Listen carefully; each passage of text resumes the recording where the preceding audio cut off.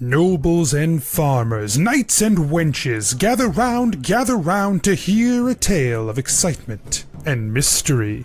Brave adventurers facing grave dangers. Keth, the fighter monk. Guys, there's a lot of puppy in this cloak. I needed to say it. What? Genevera, the sorcerer. Genevera, you're sitting there next to Clyde, who just goes, "What the fuck?" I hold up my hand for a high five. Gebetto, the rogue.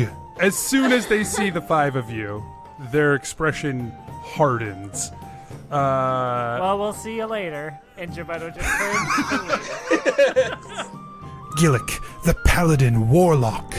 But you're dying again, right? Like, you die, then you get a spirit. And you're nothing. And then you become nothing. And then you're nothing. That sounds like bullshit. Let's go kill the Death Lord. And Asher, the druid barbarian. Yeah, but I'm asking specifically why Jeff is important to Asher. It's just the first name. You know what? I don't have to justify this. Prepare yourselves, for this is the tale of Adventure Incorporated. You step through the portal onto an open field. In front of the five of you, you see a wave of armies. Just a huge number of people out in front of you lined up for battle. Probably 1,000 men have lined up on the edge of this forest, preparing to fight. A bunch of tents are set up back here for a command. You can see very important looking men dressed in very shiny battle armor, back horses moving about the small camp, while the infantrymen are all lined up in front of, on the edge of the forest. There's a few units of bowmen, but it seems like the advantage that a bowman would bring is going to be lost pretty quickly once they start marching into the woods. And they've brought mostly swords and spears to deal with this problem. Behind you, the members of Adventure Incorporated, who you have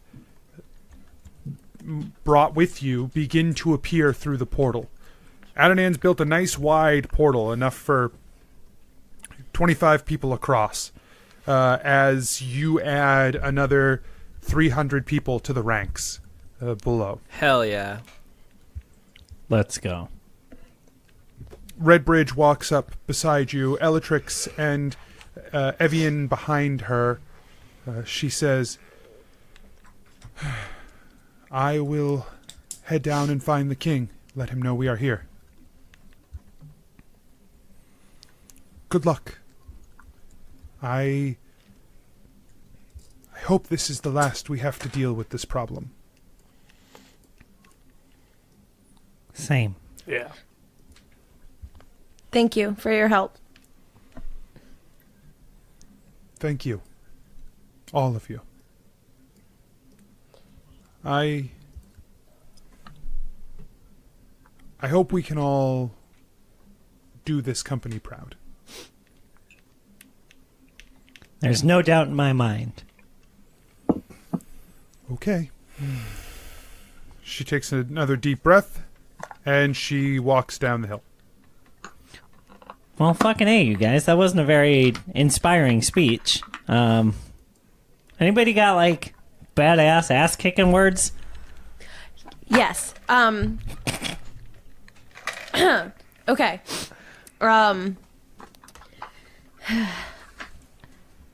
You're all my best friends, and I love you. And we are super powerful and super strong, and we can do this, and we know we can do this because we have the power of friendship and magic on our side. Yay. Yeah. And she kind of like pumps her fist in the air. The power of friendship and magic. And karate. And pizza. Yeah. Keth tears up a little bit. Genevera is grinning like an idiot. Yeah, waiting for approval of her speech. Honestly, that was a better speech than Redbridge for sure. Yeah. Asher's been fairly silent this whole time. Gil claps. Genevera feels good. Yeah, that was beautiful, Genevera. Thank you. All right. Let's do it. Let's go. Let's go do it. Let's cover some fucking orcs. Yeah. Like, let's just cut them all up. Let's I feel like stab everything that moves. Okay. Oh. Yeah. I can't stab things. Can I boy. smash them? Yeah. Fuck yeah, you can, Gillick. Awesome. You bet. Let's smash. You go with the rest of the Adventure Incorporated groups down to take a place in the line. Do you guys, how do you want to set yourselves up in the formation? Very carefully. Do we know? Right Do now, we know they're what- about 3 people deep. Optimally. I'd like to be in the back. Okay. Gillick would like to be in the front. Okay. Yeah. And I will form the- the head. Gebetto's gonna be in the middle. So are you going to just join up with the other adventurers in your group and stay as part of a block? Are you guys going to go and be your own little unit that can sort of skirmish around? Like, what's your plan? So, I believe at one point, Spencer Hawks drew a picture of us, kind of all together, like attacking in every direction. Yep. And that's kind of how I picture this to happen, right? Like I Skirmish group. picture in my mind's eye, I picture the 5 of us kind of like moving in and out of battle and like finding each other a lot, right? And like Okay. So you know what I mean? And like coming together and then fighting a bunch and then like breaking apart and like being fucking superheroes. All right, great. So the 3 of you take a position on the flank of Adventure Incorporated's group. You three of us? intend to break off. What? You said the 3 of you. The 3 plus 2 of you take a position on the flank of Adventure Incorporated's group with the intention to break off. It's 3 deep. I'm sure that's what I was thinking. Sure. And before the command is given, King Greywood rides with his unit to your position. He comes up behind the group and stops his horse, and he says, "Genevera, Yes? you have done well Oh, hold to gosh. our you, agreement." You said my name so, like, angry. I thought, I got okay. that vibe too. So, it's good to see you. We're trying. We're gonna do this. We're gonna get this.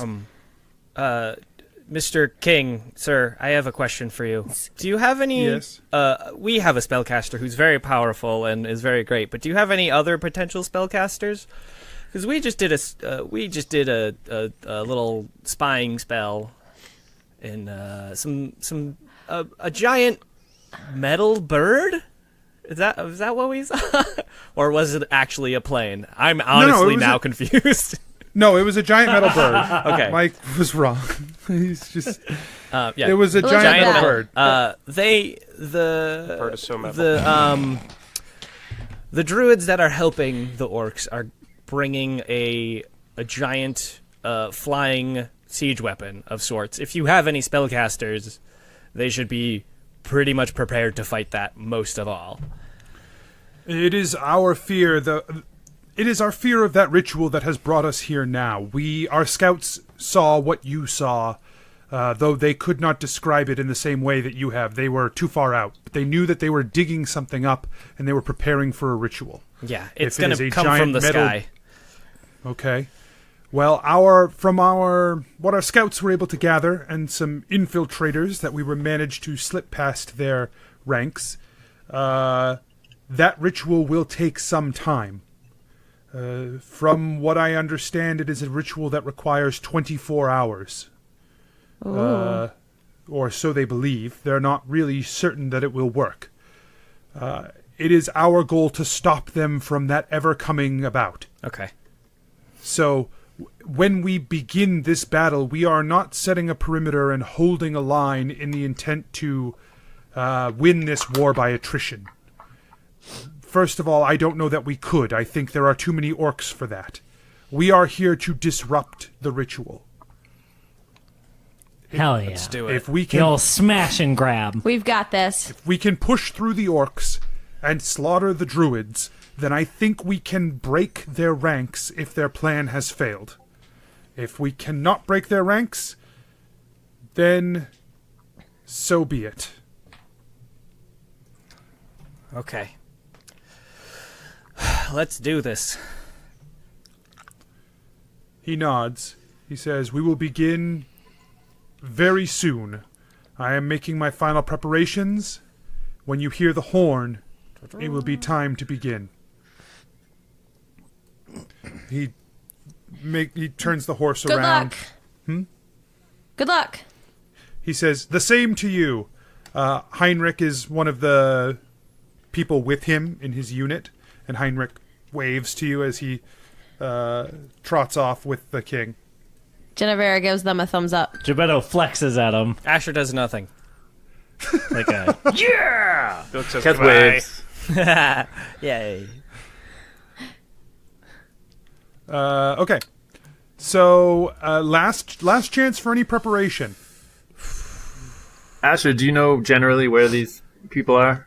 I mean, y'all saw what I saw. So no. But do you feel like you know more? No. No. Why would I? I don't know. well, because Kath makes decisions and forces them into reality. He's trying to force one onto you, but it's not happening. Right. Come on. Let's go that way, guys.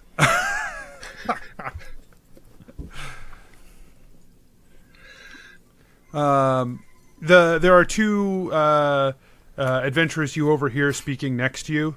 They're like, "These lines aren't going to hold. Look at these soldiers. God, they're barely trained. This is going to turn into a skirmish in a minute." Who said that? One of the Yeah, do we- adventurers in the group next to you. But do we know? Are they Adventure Incorporated? Yeah. Yeah, so who said it? You're not sure.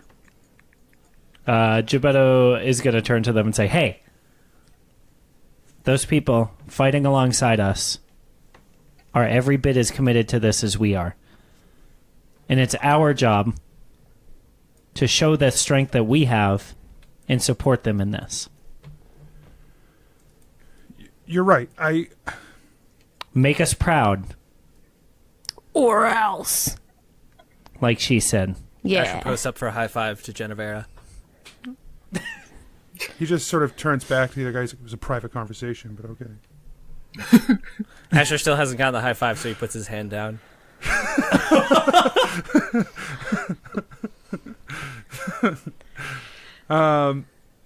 Behind you, a horn blows. Oh boy. Gebetto runs. Keth follows. And you are not alone, as soldiers all around you, Yeah, adventurers, begin Oh running god, off into Genevera's the woods. overwhelmed. So, Genevera like puts her hands up real close to her body and is just like, Letting people pass her. yeah, she's so stressed. Oh! there's She wasn't ready for that. there are a few moments of running through the woods before people begin to slow down as the terrain gets more and more difficult to push through. You find it, there's brush, roots, trees blocking your way, large rocks. People are making their way through. But more importantly, there's no one to fight yet. As people are pushing deeper into the woods, you see that you glance back and you see that the leadership of the army have dismounted and are making their way behind the lines into the forest as well. King Greywood included. He is coming on foot through the woods with a sword drawn. I make a perception check immediately of the. I just make a perception check. I'm looking to see if this is a trap. looking around to see if there's any hidden soldiers. I mean, I definitely threw a die, but it's gone.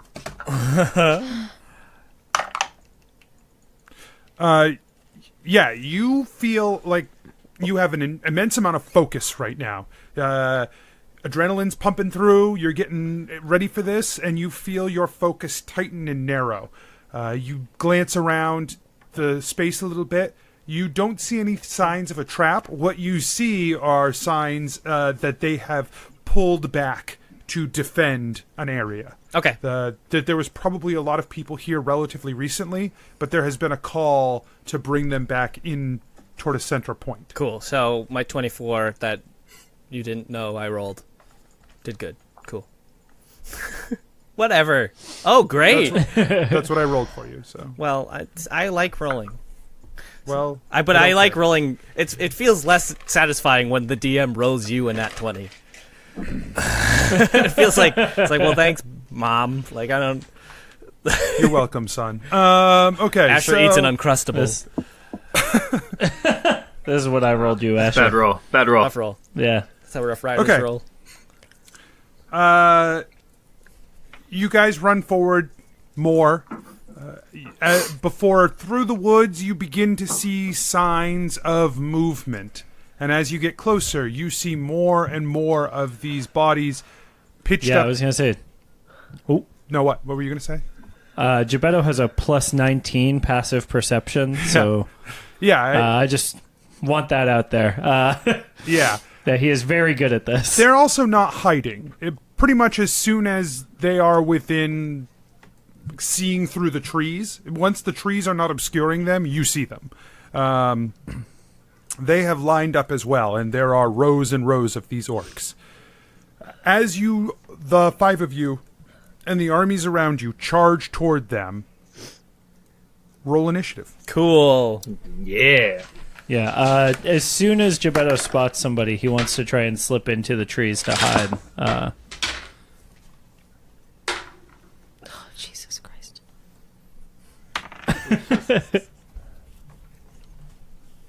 Which one? Mine forgot the 0. 2 or 18? Oh, 2. I can't see all these. You need to tell me your initiatives, because you 2. also have numbers to add to them. I don't. I don't care. Can you see, Anthony? Oh, I do. 3. I'm sure it's 5. Mine's a 9. You rolled a 1? Anthony, can you see mine? 6 for Gebetto. So you still beat 2 other people. Yeah, this is just what I rolled. What did you get, Gillick? 14. Jesus, Gillick's the only one who gives a shit about being here, people. Wow. No, it's because I was so frightened. It took me a while because there were so many people that were running past me, and I feel like a 2 is a very reflective initiative roll in this fight. Gebetto's tired of going first. What was yours, Asher? 9. 9. Because I never get sneak attack bonus when I go first. Cat's got a 22. That's not what you said. I don't think I said anything. Did I? He did. No, No, he held he up a didn't. 20. He did roll a nat 20, though, so... Yeah. All right. What? You scold us for not being ready. How about we scold you for not listening? What? I'm going to play it back, and I will send to Mike exactly the clip where he said he had a low initiative. I said +5 for my anything. I see. So it sounded like you said you had a 5. 5, yeah. No, that's reasonable. I'm so excited. Let's keep this in. Very excited to use Virilion's cards of casting. I'm so excited. This is going to work similarly to how the undead fight worked at Adventure Incorporated. Okay. Once the fight is engaged, which is now, you will always be considered in combat with an orc. Sure. Or multiple orcs. Multiple attacks per orc turn will occur. As you fight the numbers of orcs down, fewer attacks will come in. Okay. The army will also be making attacks against the orcs. They will also be making attacks against the armies. So we are fighting on a scale of hundreds of people and hundreds of orcs. And so the orcs that you guys are taking down will impact that total, but I will be making rolls for how much the army takes out and how much of the army is dwindled down as well. Okay. You are considered to be pushing forward during this time, so we're not going to worry so much about direct movement and placement and things as we are that you guys will be making pushes into the forest. There will be places for you to hide, so you will be able to get a hide check off pretty easily because we're skirmishing in the woods. And your area of effect spells will be useful to take out multiple people. Hell yeah. But Yep. this is that image that you conjured, Mike, of the 5 adventurers back to the world fighting off against all kinds of creatures. That's really what's happening. You guys are skirmishing. You're out, you fight, you meet back up again, you're protecting each other. Like, that is what this is. And then just mechanically how deep into it we go and how quickly you guys can get to the next point of this process with your resources intact. That's how this is going to go. Sure. All right. Ugh, I don't have many. No, I do. Barf. The 5 of you meet the orc lines in combat, and immediately this is War. a bloodbath. It is Oh, boy. immediately a fight, and people are falling around you. You watch soldiers die instantly to orc blades, jeez. and then the soldier lines crash into the orcs and begin to fight back. So, Keth, you are up first. Kev doesn't want to run ahead of the group. He wants to stay with them, but will he be in melee range? You are now in melee range with orcs. Okay. So he is going to attempt spend a point of key and try and do a stunning strike. So he has to do a Constitution saving throw.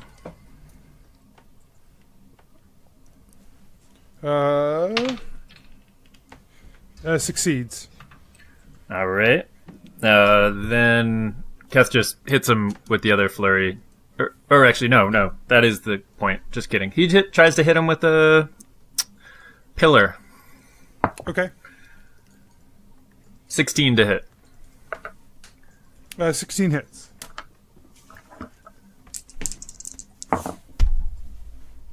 $10 damage. And extra attack. 25 to hit. Hits. 12 damage. Okay. And while he's trying to scope out if there's like a large gathering of orcs in one particular area that's surrounding something or a building of sorts or some center point of this orc army. Okay. Hold on.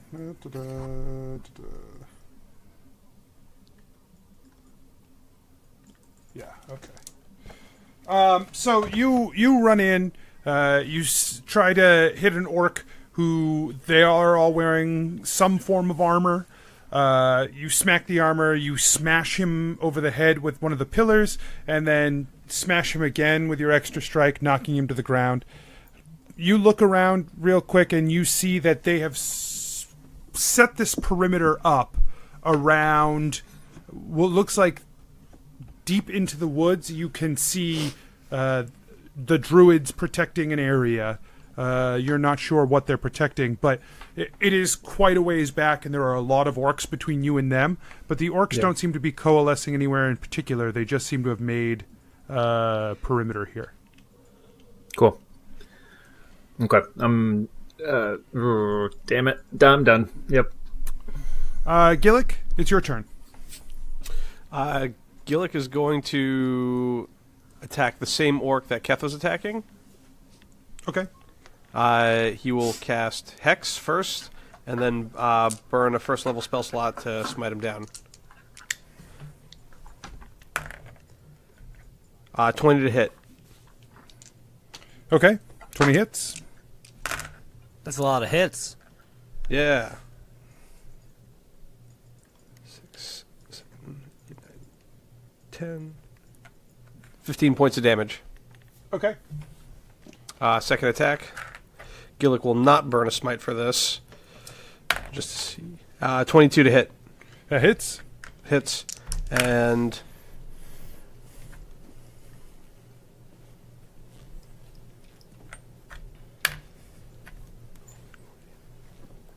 $19 points of damage. So you run up with Verdum. You did more damage from not smiting than you did smiting. I rolled a lot of ones. Those are some Gillick dice. Yep. You run up with Verdum. The first time you slam it into one of the orcs, and you just crush his chest. You cave it in. He falls over. The hex seems to be moving between targets on its own when one of them dies. Cool. Awesome. And so you charge to the next one and slam the hammer into that one, and that one dies too. So you're just like already have just hammered away two of these guys, bashing them down. Cool. Okay. Next up is Asher. Cool. So you said they're like they're not in a line necessarily, but they're like clustered in an area.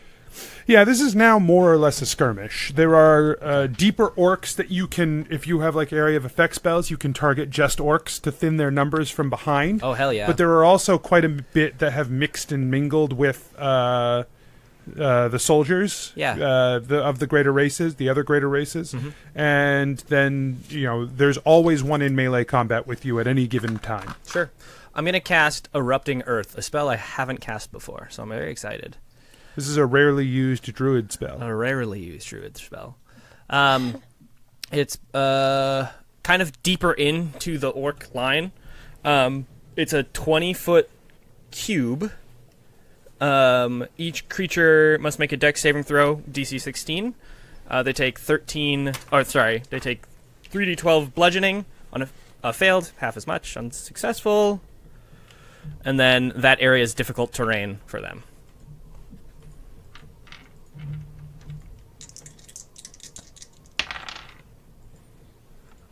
Okay. How many? What's the area on it? 20-foot cube, so 20 by 20. 20 by 20. And I guess 20 up too. Sure. It's a cube. It says cube. Yeah, you're not wrong. So 3 people fail. The rest save. Okay. The total. Ooh, spicy. I rolled an 8, a 9, and an 11. So that's 28 So it doesn't damage. matter. You kill, basically, you target the earth there. It erupts up out of the ground, and you just watch as orc bodies go flying from where these spikes came up, killing 8 orcs. Hell yeah. Put that on the kill list. I'm going to keep track. And Asher is done. He has, obviously, he has Doonsong out. The orcs attack the army. So I'm going to do...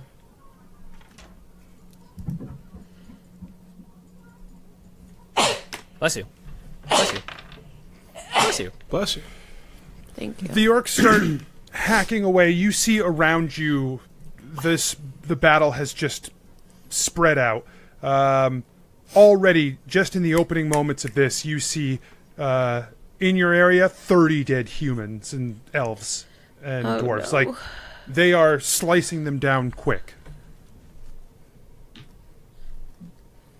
I wish I had my 5th level spell. I'm so sad. But they are attacking back as well. Ooh, spicy roll. Spicy roll. Prove it. And Spicy tuna roll. for as many orcs as... it seems like one orc can just slice through, and it takes multiple people to gang up and take out an orc. But they're doing that, and probably 40 orcs die in your area before as you push through. 48 orcs. 40 orcs. 40 40 orcs do do do do do do 40 orcs do do do do do 40. Yes. Gebetto, it's your turn. Beto? Gebetto. Yes. Gebetto. Gebetto. Gebetto. That's a Gebetto. Adventure Incorporated season 1. This is reference? still season 1. Oh, boy. Season 1 till I Arc. say it's over, baby. Arc 1 episode reference. Reference. Hey, so Gebetto wants to use this time to try to like. How far away? Like, can Gebetto also see the druids? Yeah. How far away are they? Probably like 300 feet. 300. Okay. Yeah. Okay. And it doesn't look that's- like they're doing the ritual. This looks like another perimeter setup. Oh, okay. So it's like layer of orcs, and then the donut ring is like just more druids, and then you assume that inside the donut hole is where the druids are, like the druids performing the ritual are. Yeah. Sure. I'll give you that. That's fine. That makes sense. Is that not right? No, that's a fine metaphor, I guess. Great. I feel okay. Me too. Gebetto, I guess, is just going to start stabbing along next to his pals here. He's going to try and sneak through the weird crags that Asher made with that erupting earth cube to try and get sneak attack. Okay. Yeah, you duck in behind one spire and crawl up over and come out the other side and get in with a stab. Yeah. And that's a nat 20. Nice. Yeah. Mike stabs several orcs in the back. So how do we do this damage now? You just with a nat 20, one round of max damage and then roll a die to add to it. Jesus. Okay. So 47. Wait, is that right? No. What's 8 times 6? 48. 48. 48 plus 7. 55. 55 damage plus 5. So 60 damage. You kill some real mad ass orc. Mad ass York. Yeah, okay, so here's what happens. One of the orcs is running toward the line. He's commanding a bunch of the other orcs to run. He reaches into his pocket and he draws out a stone and he says, "It's time to do this." And then just like a sword goes right through his head, and he slides off the blade onto the ground. The stone just stuck underneath him as he sloughs onto the ground, dead. Great. Cool. Yeah. Can I grab that stone as a bonus action or? It's like underneath him. You'll have to search for it. Okay. So you can make an investigation check right now and see what happens. Sure. That's what I'll do. Have Keth help you. It's a 19.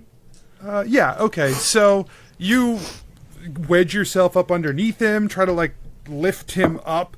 You're scrambling around in the dirt underneath him, and you manage to get your hands on the stone. And as soon as you touch it, there's like a searing pain to it. Shit. And it flings out of your hand. Yeah, I didn't mean to grab it with my hand. I meant to grab it with cloth or whatever. Okay. But that's fine. Yeah, but then so you scoop it back up with a cloth, I guess. yeah. No, I knew better than to touch it after Genevera's experience. I think you didn't really have a choice as you were trying to scramble for it. Okay. And then okay. you catch it and you grab it and Shit! Yeah. Oh no! Shit! Genevera, it's your turn. Oh, hell yeah. Genevera's gonna fuck some shit up. She is basically going to... Okay. So she is going to get herself to a place where she's no longer... like, as close to the druid ritual or the druid front lines as possible, but she's no longer surrounded, like, by scary friends.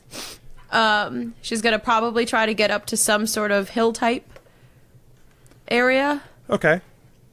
Yeah, Whether it's a bump from that Asher's spell or... Yeah, I think that's the like- best part of this. So I think you climb up onto one of the spires that Asher has created. You just scramble to the side and are hanging on to the edge. Cool. Okay. And I am going to spew vitriolic sphere as close to the ritual space as possible. I'm just going to throw it as far as I can on as many druids as I can. What's the range on that spell? 150 feet. So you won't even get close to the druids. Okay. Yeah, they're But- 300 feet away. Oh. Okay. So orcs then, I guess. Yeah. Yeah, that's fine. On them. Okay, so they have to make a saving throw? Yeah, dex save.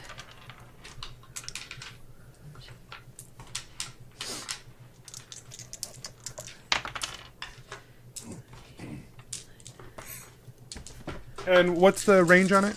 I mean, no, I'm sorry, not the range. The spell area of effect? 20-foot radius. 20-foot radius. Okay.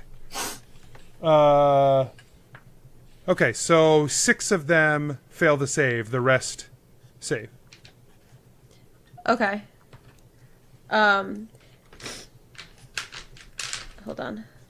It's gonna be nice. Okay.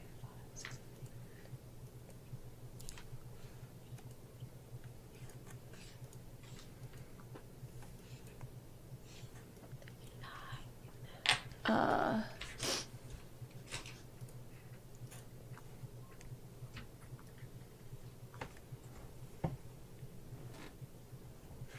43. 43 Okay. damage.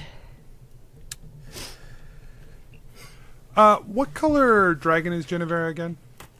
Brass. Brass. Yeah, 43 damage. Everyone caught in the sphere. So, okay. Hold on. You scramble up to the edge of this pillar. You turn and look out over the orcs. You pick your spot and you fire off this massive orb of acid. It just lobs through the air and lands down onto the orcs with this splash that bathes them in the hissing liquid, which they all drop to the ground and begin to disintegrate as the acid eats through them. Hell yeah. All of the ones you affect just die. Hell yeah. One of the orcs near the group sees it happen, turns to you and points, and says, "The brass witch is here!" Genevera like waves and then gives a little thumbs up and then casts invisibility on herself to try and scoot to a place closer to where she can get to the druids. I mean, I'll allow it. That's fine. I have a You have to use meta magic for I it. can use my meta magic Yes. to make it a bonus action. Perfect. Then I'm okay with it. Yes. All right. I was going to say, all right. Kath, it's your turn. Does Kath see Gebetto find a stone? No, there's too much going on. Okay, then he tries to tap into Bone Shaman. The bone shaman, you grab the stone and you focus in on it. The bone shaman says, "Now is not the time, but our time is coming. Bring me strength, bring me power, and I will unleash it for you. The red god waits." Come on, buddy, I could really use the extra help here. You do not need my help here. You insult me. These Sorry. are pathetic. Kill them all. If you cannot do this, you do not deserve my strength. That's fair. All right. Good point, Bone Shaman.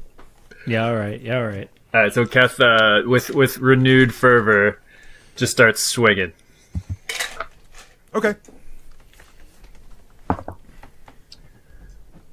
19 to hit. 19 hits.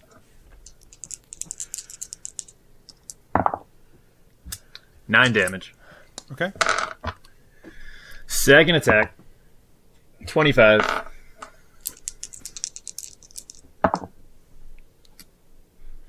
$15 damage.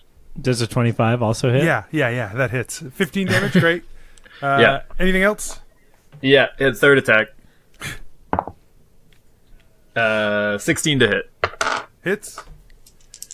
Are these flurry of blows? Is that what you're doing? You're just like 13. No, this is with the pillars. dope.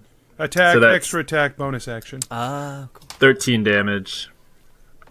And then I'll use a point of key as my additional bonus action, because that's a thing I have. Yep.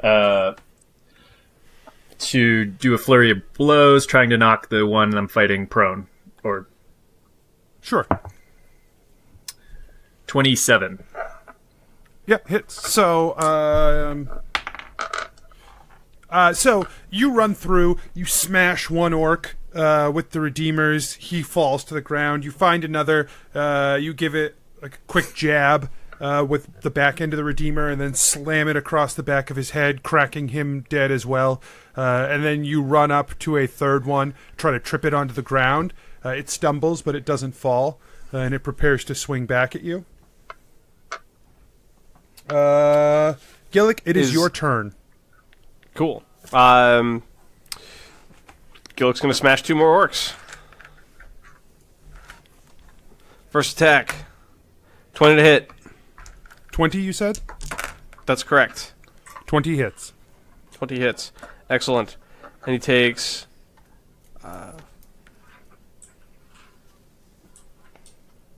14 points, of damage. Great. Second attack. 28 to hit. Hits.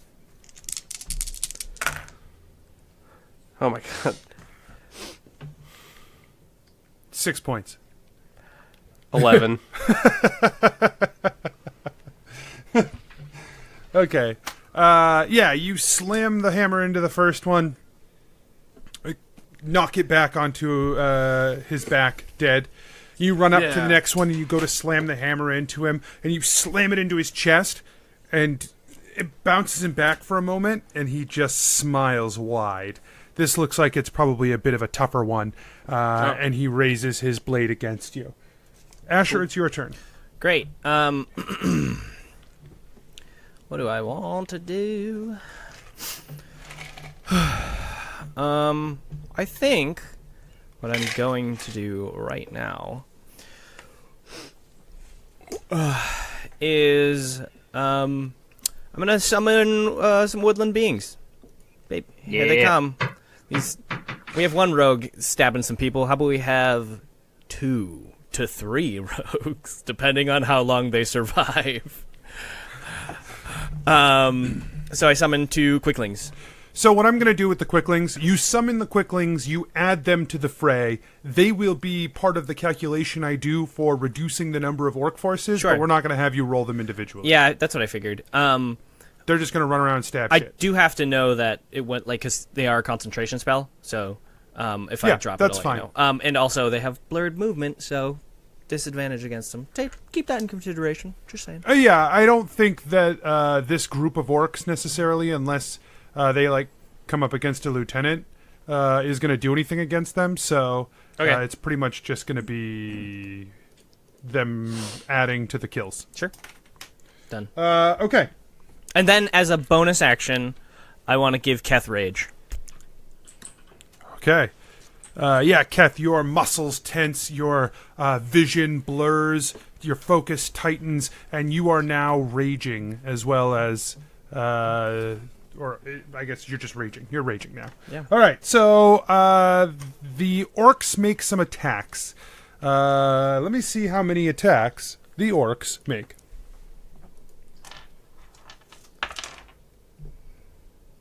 So 12 attacks on the 4 of you. So we're going to say you each take 3 attacks, except for Genevera, who takes no attacks because she's invisible. Okay. Gebetto, I imagine you tried to hide, right? So you take 1 attack. Okay. So there's actually, that's a reduction of attacks overall. Not a, those don't get redistributed. You Cool. absorb 2 attacks by hiding.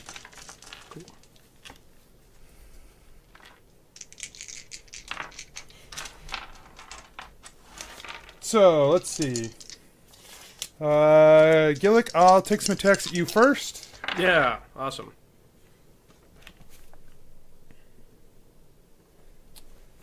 One does not hit. None of them hit. One misses. Yeah. And then the other 2 do as well. Nope, none of them hit. I thought it did. It was a 20. 20 is not enough.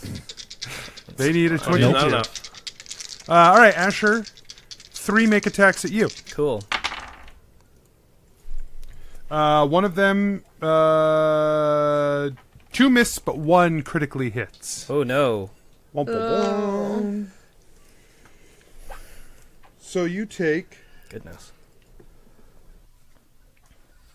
That's another concentration. Shit. You take 18 damage. Ouch. So you have to make a 10 concentration check. At advantage, because Warcaster. Keth, just so you know, you are raging. Asher made you rage.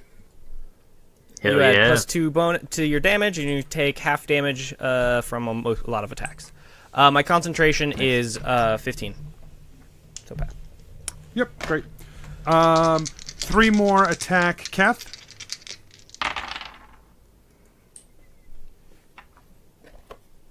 None of them hit. And 1 attacks Gebetto. That one hits. Nope. Hidden. Why not? No, I just don't want it to. Oh, well, it'll be all right. I choose to disbelieve the illusion. You, the illusion fades and you take 8 psychic damage. Shit. Worth it. Nope, just kidding. You just take 8 slashing damage. Less worth it. Because it's still here. It's still here. And then Gillick, the lieutenant that you are facing down, makes 2 attacks against you separately. Oh, no. Also fails both of his attacks against you. Good. You're kind of a wall, man. Yeah. Go up the wall. So I'm going to do this. Let's say, ooh. So 50 more soldiers on your side fall to the orcs. Shit. That feels like too many, considering we only have 300. Right. No, no, of the whole army. Oh, okay. So of the initial 1,300, 50 more fall. Okay. I was very concerned for Yeah, a I was minute. like, oh, fuck. This is not how 300 ended. Right. I've seen that movie. We eventually lose, but, like, we put up a better fight than that. Did you see the movie? They cut down about 100 orcs. Hell yeah. Cool. Let's go. Blam, blam. Thank you. Do we know how many orcs there are? From what you could tell, it looked like about 700 or so. But it also does not look like the entirety of the orc force based off what you guys know. So it looks Okay. like they may have set up a perimeter, and so there are other orcs Elsewhere. elsewhere. You guys are punching a hole through this area. That's right. Right. And you all move forward during this process as well. Gebetto, it's your turn. So you guys Right. have moved beyond the earth patch. Sure. So Gebetto's gonna try and get up to where Gillick is fighting this lieutenant Okay. to help out. Mm-hmm. along the way, can he toss the stone to Kath? Yeah. All right. Kath, check it out. Found this What? for you. And he, like, launches it in the bag that, like, he picked it up with. Make a dexterity check. And Right. both of you. Great. Excuse me. 18. 20. That sails through the air, and Keth, you just snatch it right out of the air. Yeah. And as soon as it lands in your hand, you feel like you catch it, and it just crumbles to dust inside the bag in your hand. And you hear...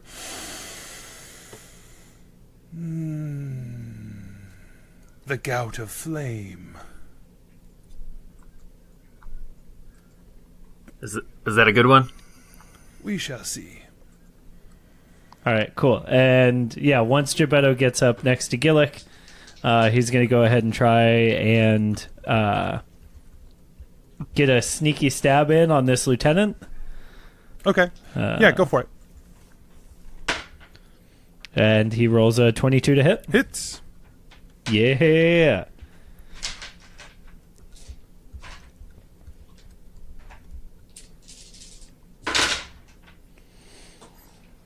Okay, this is decidedly less damage than last time.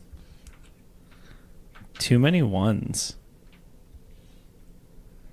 5, 10, 22, and 7. 29. Okay. Yeah, you stab up into him. He lets out a huge roar of pain, but he is not down. Great. Cool. All right. Genevera, it's your turn. Hell yeah. Okay, so I can get just a little bit closer to these orcs, right?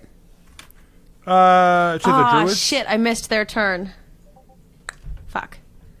I guess it doesn't matter because they were dead anyway. Never mind. To the druids, yeah, but like through the orcs? Yeah. But you can get it closer. Okay. You're not there yet. Yeah. How much running is it going to take for me to be able to break through to where the druids are? Like, how many rounds would I miss if I were going to try to do that? To just run? Probably 2 rounds would Invisibly. get you in range of spells. So, yeah. Okay.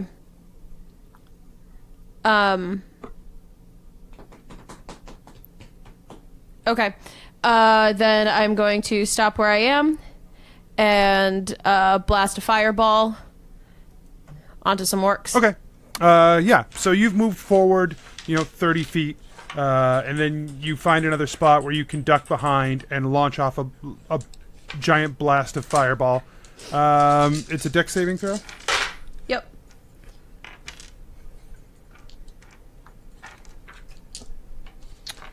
Where'd you go? Die that I was using. There you are. That's Anthony original. Don't steal. Yeah, go ahead and roll damage on that. 36. Okay, yeah, I shouldn't even have rolled. It's enough damage that everyone who was standing where the fireball was you just blast them off. They go flying. A huge explosion of fire appears in the woods. A bunch of the orcs now point to you. The brass witch, and they start to run toward you. Great. She's going to wave and make herself invisible again. That's a bonus action? That's rules. If she uses it's a bonus action because of meta magic. Oh, that's so Yeah. sick. That's cool as fuck. Great. That's so expensive. Yeah, Not really. it's a 3rd level spell I mean, slot. it's a 3rd level spell slot, and you have to use it every time you do it.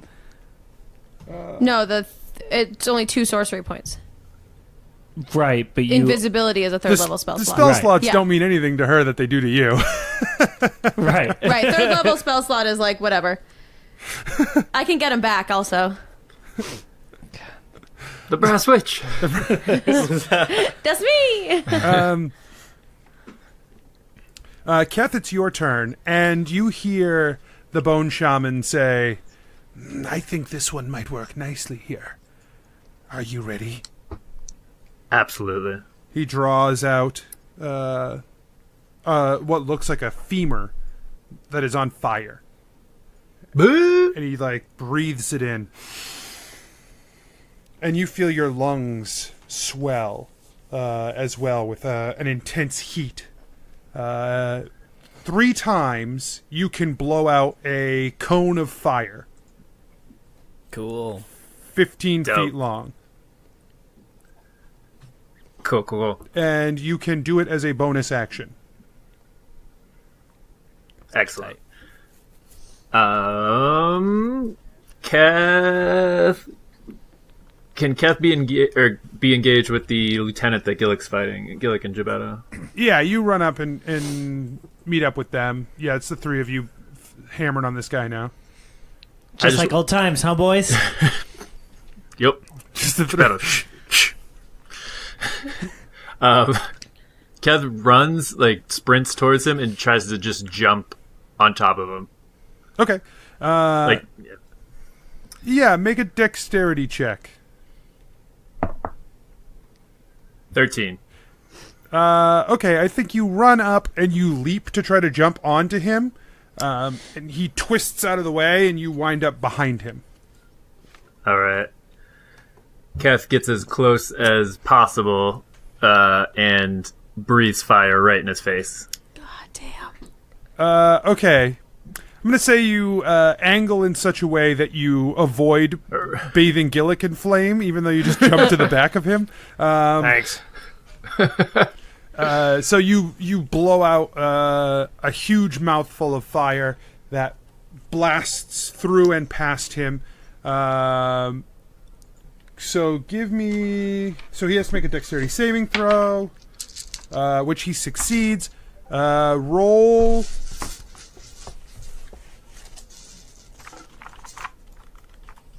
roll 3d6.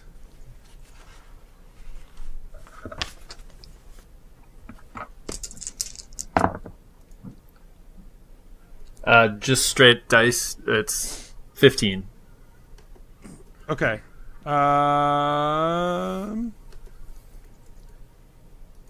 Great. 15. So he dodges out of the way of the fire.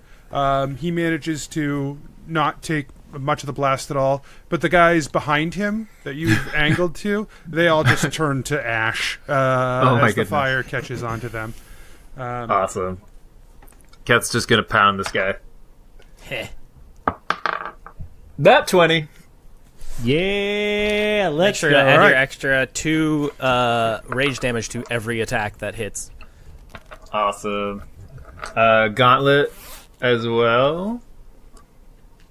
You don't usually get that after you attack, do you? I'm not actually sure. I don't think We feel so. like we've done it differently every time, but that makes sense.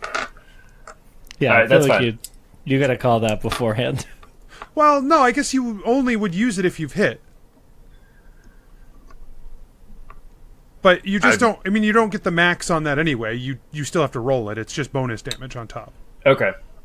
So max is... You get your max on your weapon damage.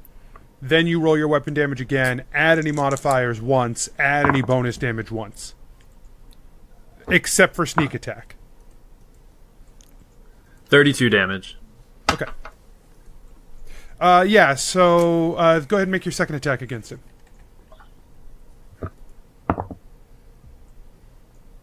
$28. Hits. I'll use the gauntlet as well. 16 damage. Okay.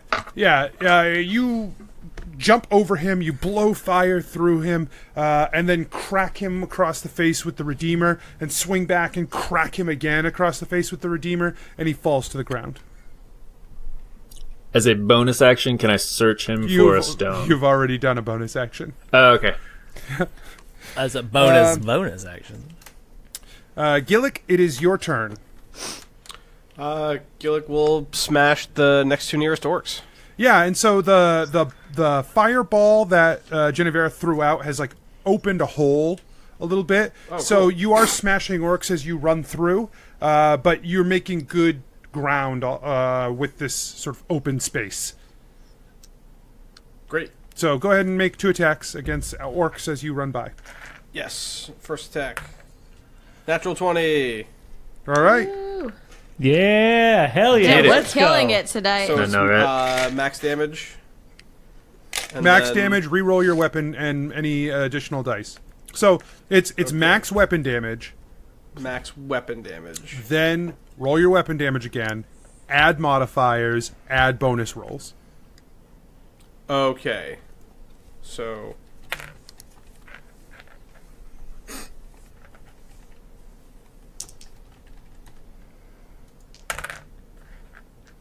$17 points of damage for the first one. All right. Yep, And you then kill the first one you run by. Yeah, and then the second one, 23 to hit. Hits.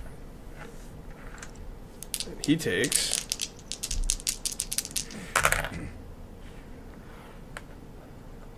19 points of damage. All right. You smash him with a hammer too. You smash one on one side, you toss the hammer to the other hand, you smash it on the other side, and you're just killing these orcs as you run by. Basically, anyone who dares get close enough, you just slam with the hammer. Asher, do? it's your turn. How my quicklings doing? They're just out stabbing, man. Yeah. Okay. Cool. Do people look like? Do people like me? No, I'm asking because I want to see if I keep them around or I have another good summon. But do our side look like it's kind of gaining advantage or losing advantage by my estimates? By your estimates, it looks like your side is probably winning. Okay. This particular skirmish. So then I won't do All we do is win no matter what. In that case, I think I'll save some spells and turn to a. Well, I'm trying to figure out how polymorph works because I have a scroll of polymorph and I've been dying to use it. What is it? Says of a challenge. Maybe rating. another time is a time to figure Yeah. out how polymorph works. Okay, then let's do giant scorpion. Okay. A bonus action giant scorpion. Great. I make several attacks. I make 2 claw attacks, so I'll do those first. A 16 and a 15. Yep. They both hit. Cool. One does 8 damage, and the other does 9 damage. Wild. And then I make my stinger attack against the biggest, meanest looking orc nearby. Yeah, okay, so you're running through, you pinch up one orc, and then squeeze him with the other hand and just sort of pinch him in half. Yep. I pinch. You needed the leverage. The clamps! And then give him the clamps. Give him the clamps, That's a Futurama reference. And then you make your way to... You go toward one of these tougher-looking lieutenant guys. You find one directing a couple of orcs away. He sees you and he says, "A challenge." And I hit him with my stinger. Fuck me. I critically miss. Okay. The orc pulls out a pencil and pokes you in the back with it. So I think what happens is you go in to hit him with the stinger, and he catches it Oh, fun. and has it Cool. grappled. Okay. Gross. So make a strength Check? check. Sure. That would be a... why is +2? Yeah, it's 16. Okay. You go to tug your tail away from him, and he holds on tight, and his smile widens. Gross.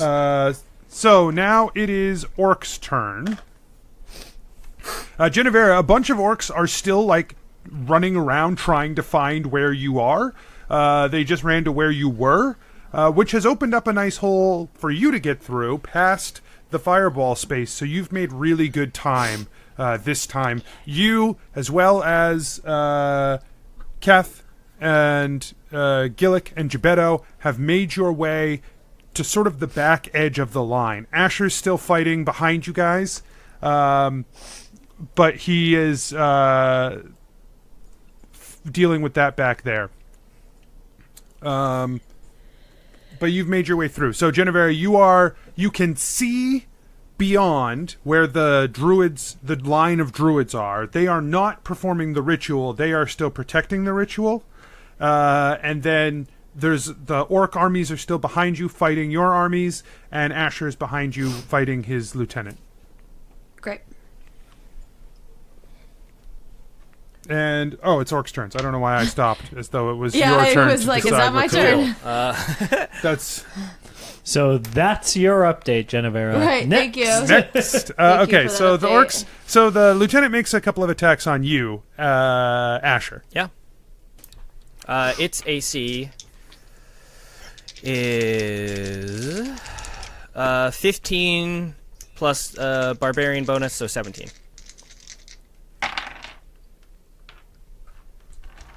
2 hits. God damn.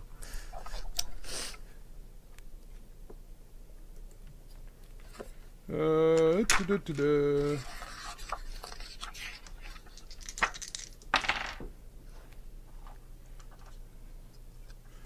So the first you get 13 Okay. damage. Sure. Slashing. Yep.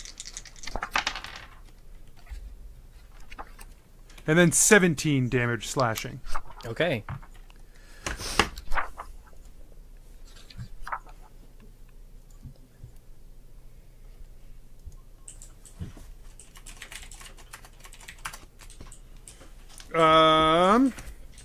And then let's see how many orcs are left. Yep. So another 10 attacks split up between the 4 of you. So another 8 attacks. Gebetto, you only take 1 because they are you are still on the line. So Asher,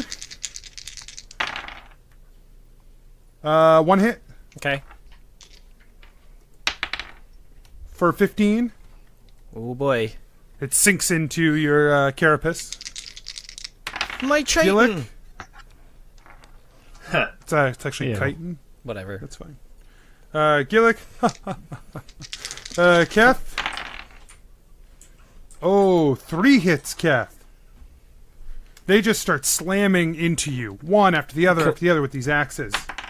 Can I impose disadvantage on any And, of those? one of Am I them. close enough to Cat? One of them you can. Keth, for your information, you have resistance to slashing, bludgeoning, and piercing damage. And this is all slashing. So one of them does in fact miss you because the shield gets popped up. You take 9 from the first attack, so 4. And you take 15 from the second, so 7.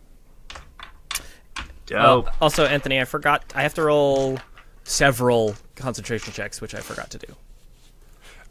Yes. Okay. Let me do that. So it's like Just I roll think they're them and all let 10. me know if Yep. roll them and roll me. Let me know if the quicklings are gone. Okay. Pass. Pass.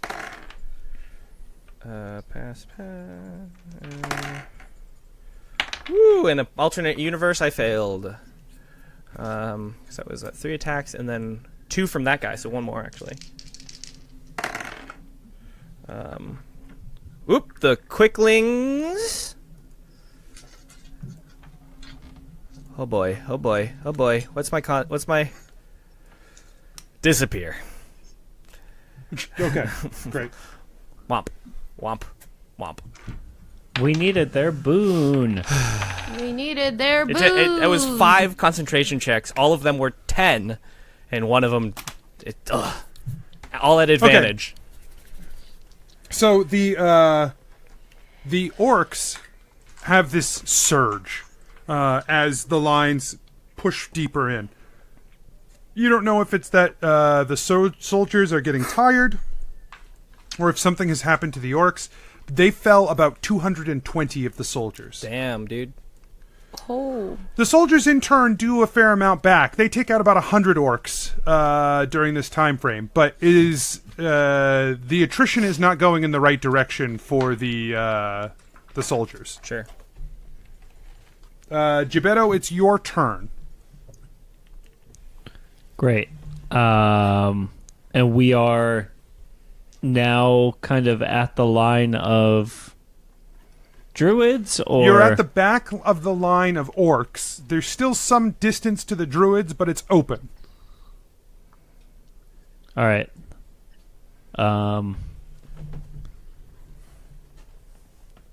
And are Asher's fighting with a lieutenant? Affirmative. Is that within a coverable distance for me? Yes.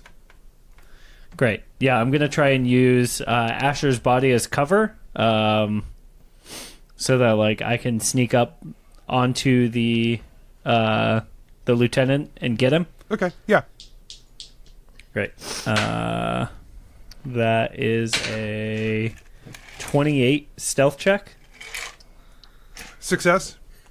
Perfect. So yeah, Gebetto kind of turns into smoke. I don't think and he's the smoke capable of getting a coalesces. 28. So. The smoke coalesces behind the orc lieutenant, Perfect. and as soon as he comes into a physical form again, shink, the all-seeing blade actually materializes inside him because it's a 26 to hit. Sure. Yep. I'm on board. Cool. Roll damage. Right. That just sounded way cooler than Yeah. like Yeah. the other way around. Let's see. And it does 10, 20, 5, 6, 7, 8, 32 damage. Damn. Okay. Yeah, that's, I think, enough. The sword coalesces into his heart, and you just pull it out.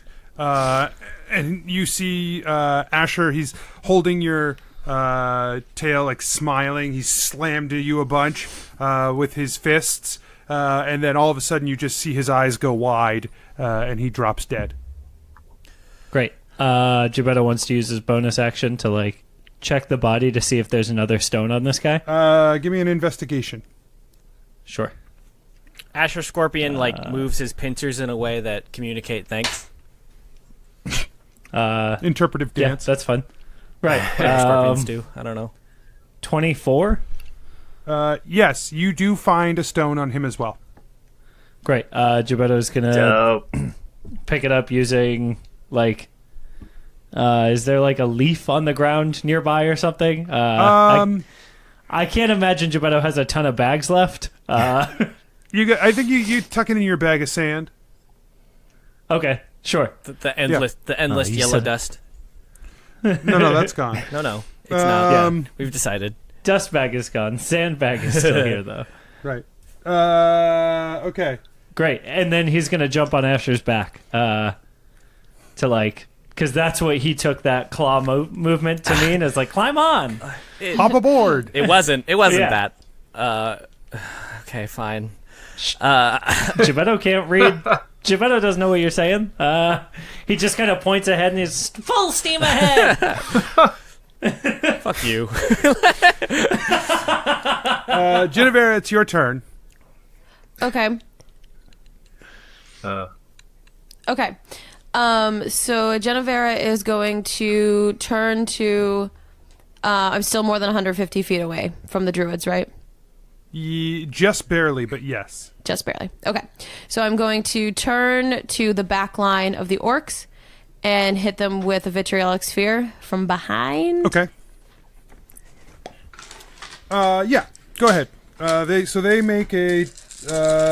You hit a Dex large save. group of them, so go ahead and roll the damage.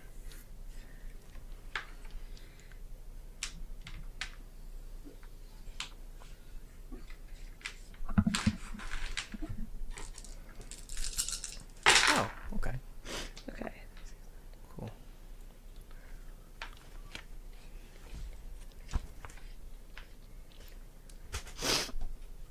35. Okay, yeah, you kill off a whole massive group of them, and you clear the way for Asher and Gebetto, who come as quick as a giant scorpion does, which I'm sure is actually fairly quick because it's pretty big. 40 feet. Yeah, they come Faster than Gebetto. firing out of the hole you made, and the 5 of you make a break for the line of druids.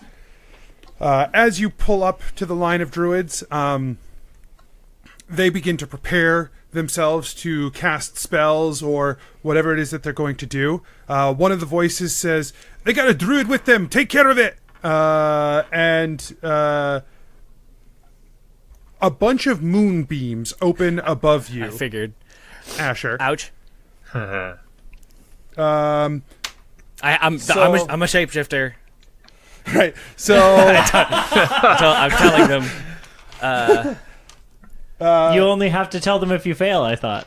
Oh, yeah. No, you have to tell them because you get disadvantage on the check, which is why you have to tell them if you're a shapeshifter. Oh. So, 6 moonbeams appear above you. So I have to roll 6 Holy checks? shit. Yes, a disadvantage.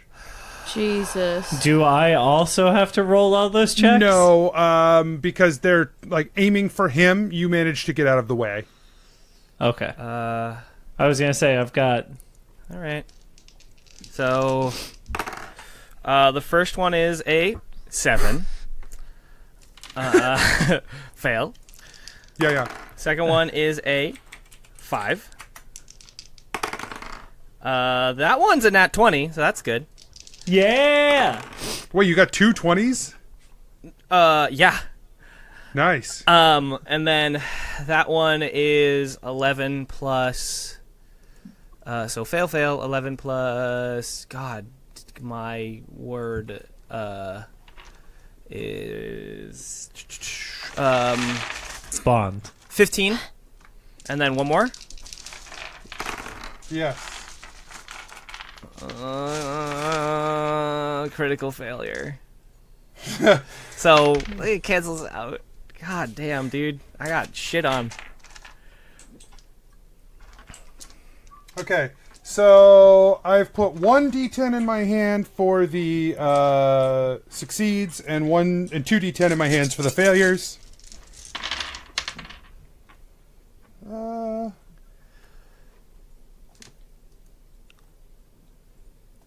Do you have more than 45 hit points left Yes. as a scorpion? As a scorpion, no. Okay, so the beams all hit you at once, just blasting you with Damn. this moonbeam energy. The moon has betrayed and me. It drops you out of your scorpion form back into Asher, and you hear that same voice say, "No, I killed you." You didn't kill me. I defeated death, and now I'm going to kill you. Donald is shaking with fear across from you. He turns and he says, "Don't let him through!" I And cast he Blight on runs. him. Okay. Blight. So he has to make a dex save? No. A Con save? Constitution save. DC 16. If he's a magical plant, he has to tell me. He's not a magical plant. He does succeed the save. Okay. 80. Double shit. Yeah, that's bullshit. He rolled a 17. Could you imagine if he was a magical All plant along, that would have been along? wild. Well, I cast Blight on him a bunch before, so like, so I have to roll 8 of these guys. I don't know if I have 8d8. I'll just You could roll less than 8d8 no. and then roll It's not again. as fun, but I will do that for sake of time. He's right. So let's tally. So that's 8, 9, 10, 11. So 21. 25. And so 35. No, 36 total. So that half Okay. and half. 36, half of that. Okay. Yeah. 18. And then he just transforms into A plant. no, not a plant. Oh no! A potted plant. He transforms into a mountain lion and takes off into the woods behind the line. Little bitch. Coward. The druids in front of you form a line. Several of them start transforming into animals, large creatures, dire wolves, some of like bears, giant toads. You see all kinds of creatures that you have seen Asher transform into, as well as a bunch of others you haven't seen him transform into. And they start, not all of the druids are changing, but many of them are. You can hear the sounds of the battle behind you. It appears that more orcs have joined from the flanks and are starting to pincer in on the armies behind you. And Donald is now just out of sight through the trees. The 5 of you, plus a few of the army who have broken through, stand in the center of this 2 walls, basically, of people, keeping you from going either direction. So, that is what you see in front of you. Cool. Fun. We can still be in combat if you want to go that route, or if you have other things that you guys want to do before you approach the line of druids. They are preparing, but they are not moving on you. They seem to be biding their time. I think we should press them. Yeah. And I take out the Virilian's cards of casting. Okay. Why not? All right. So, everyone roll up initiative. Blam, blam, blam. Cool.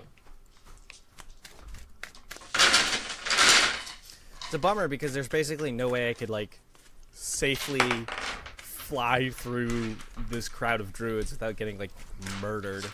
I go kill that dude.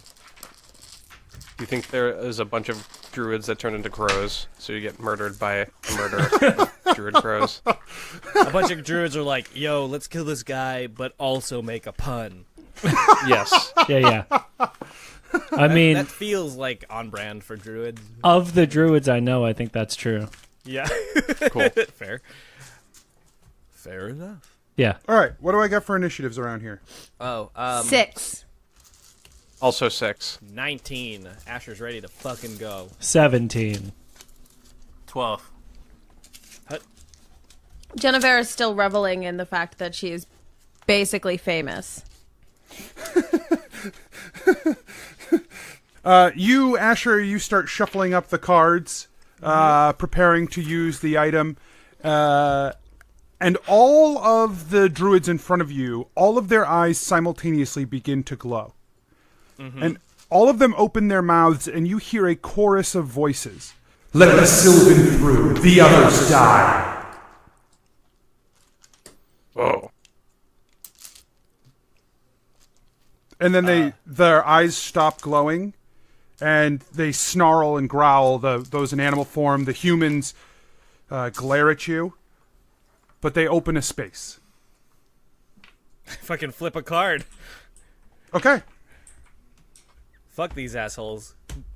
Cool. All right, here we go.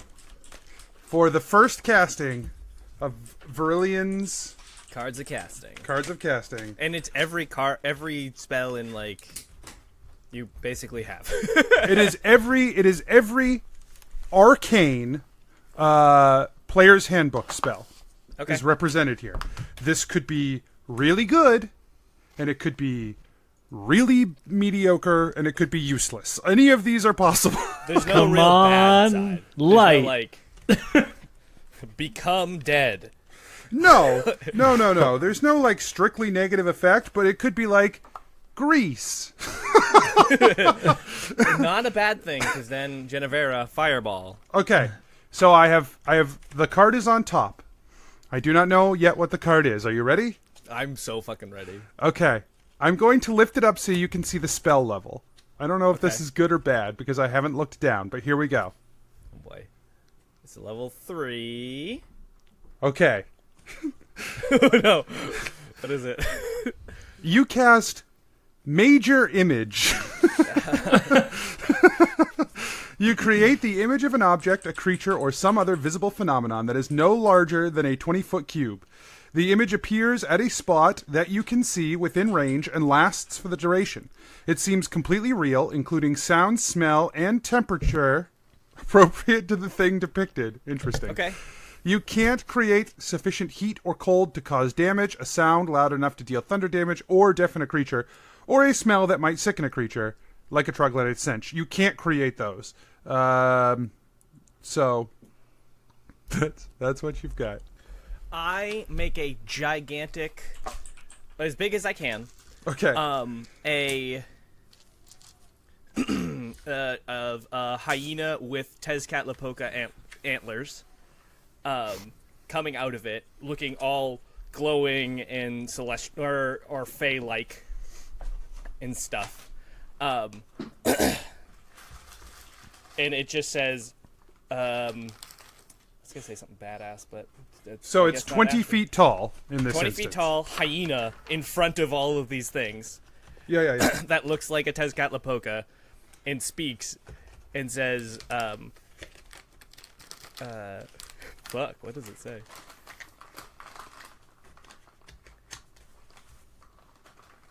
Those who will pass me will die. Those who flee will not. Everyone, make your choice and bring me Donald. You see a couple of people of the druids bow in deference. A few others look very confused and are glancing at others. And I walk up to it and I like put my hand on it and it like as if it's kind of like we're on the same side kind of thing. Sure.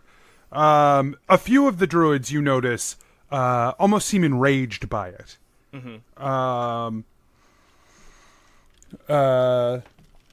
You hear a few murmurs come from the crowd ahead of you. Murmurs like false spirit. And then arrows begin to fly toward the Tezcatlipoca. Mm-hmm. So a few arrows come by. Obviously, any that come, that touch it just go right through. But it's clear that they've riled up to a point. You sort of bought a little bit of uncertainty for a moment, which caused them to hesitate. But it is now your turn. Is it? Oh, so it's a bonus action. No, but I let that be a separate action. Oh, from fun. Okay, from combat. Cool. I'm super into that. Can I make it do anything on my turn? Is it no, like now it just exists, and it sort of now I think it probably just has like a pre-programmed. Because I want it to like intention. roar in anger, and then I'm gonna cast Moonbeam at level 4. Okay. And like hit as many druids that are shapeshifting as I can. Does a higher level increase the area of effect? The higher level increases the damage. Okay. By so D10. it still only affects one person. No. It's a It's 5 a 5-foot radius. 40-foot cylinder. Oh. So 5-foot radius, would that not mean... I always thought that is like 4 squares, but I guess that's different, huh? Yeah. Because I don't know why it would be 5-foot radius 5e. What does that mean? 5-foot radius is... yeah, 5-foot radius is 4 squares. Okay. All right. Well, then you hit 4 druids. Yep. They have to make... spell DC is... Where is my spell DC? I believe it is 16. And they're at disadvantage. Since they're shape-shifting.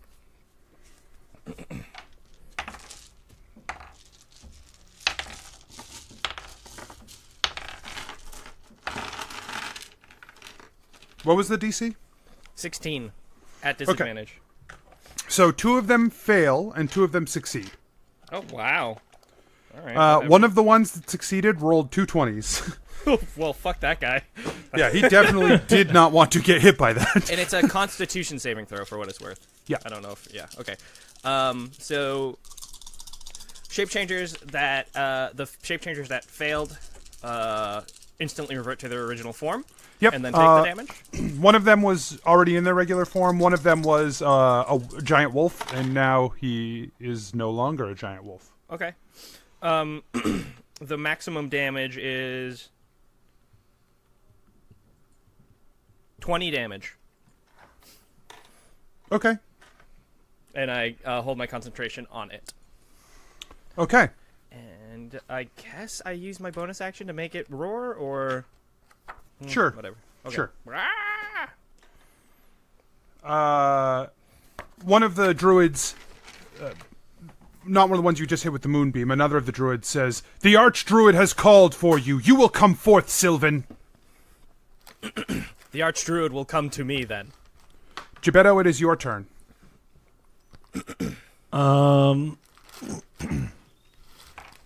God. The one that just talked, is he, like, close to being engaged with Asher, or... They're probably 40 feet away. Oh, that's too far. That's too far for me to do anything, Anthony. I'm going to prepare an action. I'm going to run up next to Asher, and I'm going to prepare an action so that the first person that comes within... the first enemy that comes within threat range will be... Don't stab stabbed. me, bro. So Okay. Keth, Yeah. it's your turn. I believe Keth's still raging. Yep. So he's going to run up to, honestly, the closest enemy to him. Yeah, and with those boots of speed, you get there real fast. Yeah. think He's you- running real hard. You close the distance really quickly on a giant snake. That is one of the druids. He tackles it, or tries to tackle it. Okay. Is it an attack, or? Yeah. All right, 20 to hit. Yeah, you tackle the snake. Awesome. Then I want to blow fire right in its snaky face. Right. With your Yeah. with the stone. Is that a separate attack? Yeah. But that's fine. Roll the attack. I guess it's a they'll make a dex save, which they 17 fail, hit. so roll Okay. the damage. Cool. I believe it was 3d6. Sounds good. 11 damage. Okay. And then second attack. No, With- now so your first tackle and then the fire fire breathing. That's what we'll call it. Okay. You tackled him. You brought him to the breathing ground. attack. He's a snake, so I mean, I guess I don't know what on the ground means for him necessarily, but you brought him down. Cool. Key to smack him up a little bit more. Okay. Flurry of blows. 23 to hit. 8 damage. Okay. And then 17 to hit. Yep. 6 damage. Okay, yeah. You jump on him, you breathe fire on him, you slam him a couple of times, you throw some elbows maybe at him from on top of this snake, and he transforms back down into a druid, and it's a she. You basically pinning this woman to the ground. Okay. Genevera, it's your turn. Okay.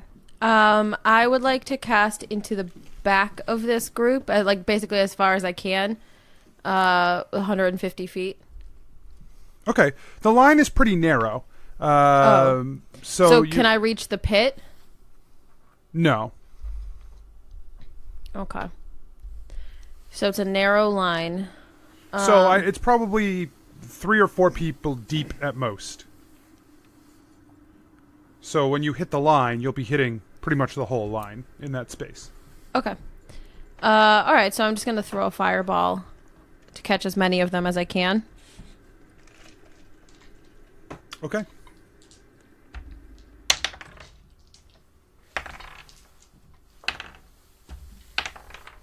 Wow, they rolled abysmally. Hell yeah. So, no saves. Whoa. Whoa. I rolled really well. And this 1-1 I rolled. Okay. Plus. Okay. Oh, gosh. 12. 10. 22. 38. 43. 44. Damn. Let's Okay. go. Yeah, you let loose a fireball, and it explodes on the line. Keth, the flames are just to the side of you. Like, you can feel the heat wash over you from this fireball as it slams into the ground. Bodies are scattered, and just a small crater is left in the woods where you have, when the smoke clears. Some of the trees in the area are on fire from the fireball, and the line is broken there. Keth smiles. Gillick, it's your Genevera turn. gives a thumbs up to Keth. Gillick's going to move up next to Asher and Gebetto and ready to attack something that comes close. Okay. You attack Asher. Yep. That's his intent. He did it. All right. Does that Smite mean to Asher. I attack Gillick? Oh, yeah. Oh, man. Gillick attacks you. No. In the order. Can I impose disadvantage?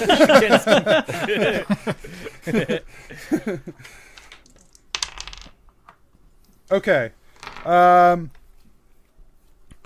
Suddenly, you guys hear a loud noise from behind you, as it seems the rest of the army has broken the orc lines Nice. and come pouring into this space in between here.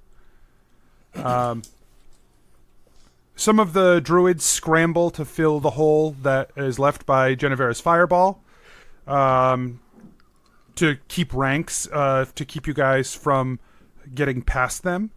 And there is a scattering of people there now instead of a tight formation. More of the orcs have come in on the sides and are cutting off the escape behind still, and there are a lot of orcs behind you guys. But the army has pushed through to a point where they are now basically back to back with you guys, and everyone is more or less being closed in on.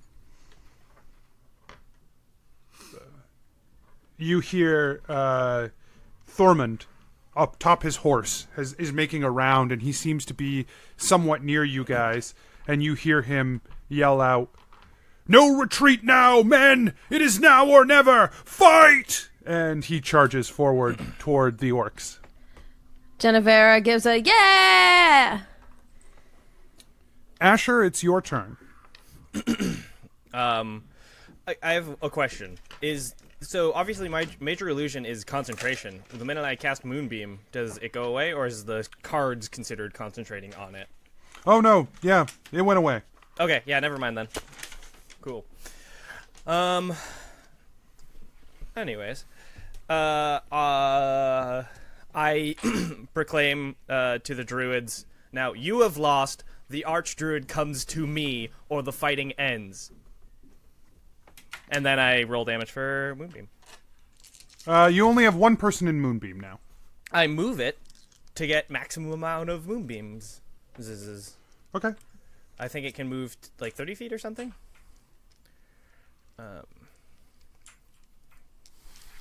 Yeah, it can move an amount of 60 feet. So I move 60 feet in the most advantageous direction. Stand by. And I'm hoping it's the guy who said, the Archdruid has called you! So I can fuck him up. Oh, yeah, you can move it toward him, but you only catch 2 people in it. Okay, well then I still do that, I guess. Okay. Whatever. For story reasons. They have to make con saves. 16. at disadvantage if they are shapeshifting. Or capable of shapeshifting. Yes. Yeah, they both fail. Okay, word.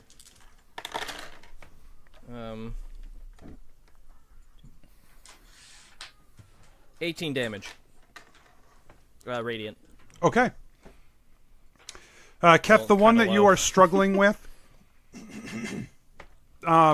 tries to headbutt you.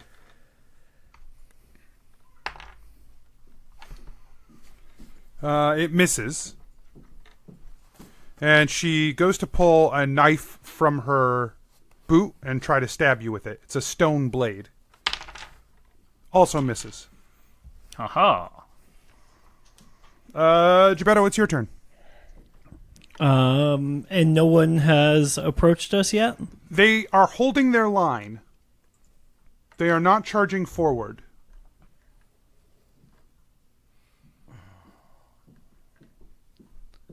But they cleared that path, and Genevera Genevera blew a everybody hole. up. Right. And they closed in to try and fill in the hole that she blew with other people. You know, they were pretty... Sure. They were shoulder to shoulder, so they've spread out a little bit in order to try and cover that hole. But they're trying to cover the hole. They would still, it seems, from what you can tell, they would let Asher through, but they wouldn't let anyone else through. Great. And so it looks like Red Rover. Send Asher right over. Yeah, they're going to have to deal with Gebetto coming right over, I guess. Hell yeah, they are. So I'm going to use the hide action to turn into smoke. Yep. And then I'm going to try and coalesce behind the closest possible druid. All right, give me a hide. Stealth check. Give me a Sure. stealth check. That is 2 nat 20s. Holy Hell yeah. baby. All right. Uh, You guys are rolling really hot, and these guys are rolling dog shit. He rolled a 6. Yeah. Yeah. So, when he coalesces, he's going to do the same thing as before and try and, coalesce the blade inside the druid. Okay. Yeah. Yeah, and that's a 19 plus 12 to hit. Hits. Great. Fuck. So many D8s. What's 36 plus 7? 43. 43. Gebetto does 43 damage. Gebetto wait. kills a man in Hold cold on. blood. Hold, please. Because he also does another 3 damage. So 46 damage. Yeah, you coalesce. The blade is just through his head. Great. And he just slides back a little bit, coming down the blade toward your hands. Sure. Gebetto flicks the blade out, and when he does, the lightning shoots off the blade, of the all-seeing blade, into the two dudes on either side of him. Yep. So they have to do a DC 14 dex save.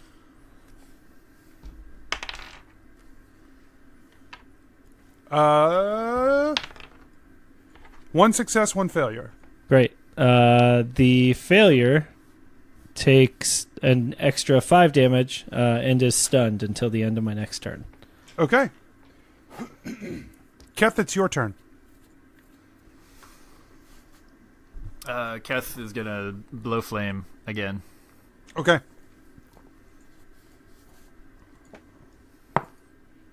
$21. It's actually a dex save on that, but Oh. that's fine. Which she fails. 9 damage. Okay. And you actually you have her at point blank. She rolled a 1. You have her at point blank, and you just breathe fire down onto her face. You smell the flesh burning off of her skull. And when you stop, she just is wheezing through a pulp of a face that's left after you're done burning it. Nice. Keth inhales. So that's your last fire breath. Yeah. Yep. Yeah. So he after he inhales, he looks up at the closest being or enemy. You see a couple of the druids step back away from you. They're definitely scared of that. He snarls at them and just charges at the one on the right. Raging Keth, man. Raging Keth. Right? Cajun. That's what Raging he's in the Cajun. mood for. So he tries to Being a tackle real that jerk one. chicken. Jerk druid. All right. So he tries to tackle the one on the right with a 21 attack. That hits. All right, yeah, so you tackle them to the ground, and then that was your 2 attacks. Cool. I'll key it up for a flurry. Okay. Natural 1 to a hit.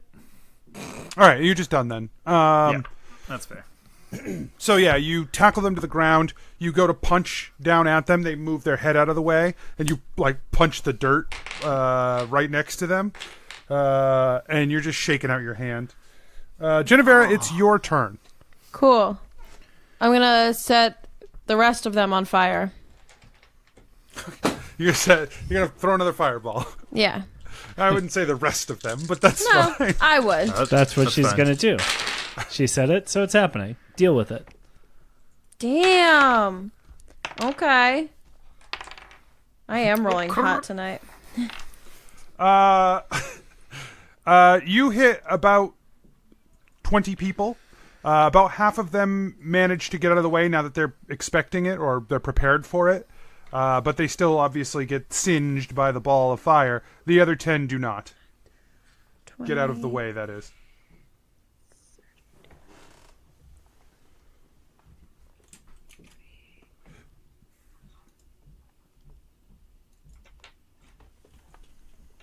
$43.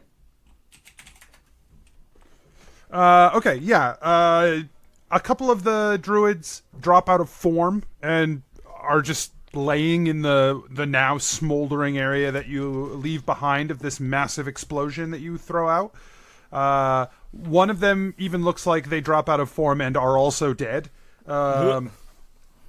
A few others who are not in form die, and some manage to get out of the way in time, but even 1 or 2 of those seem to not be moving anymore.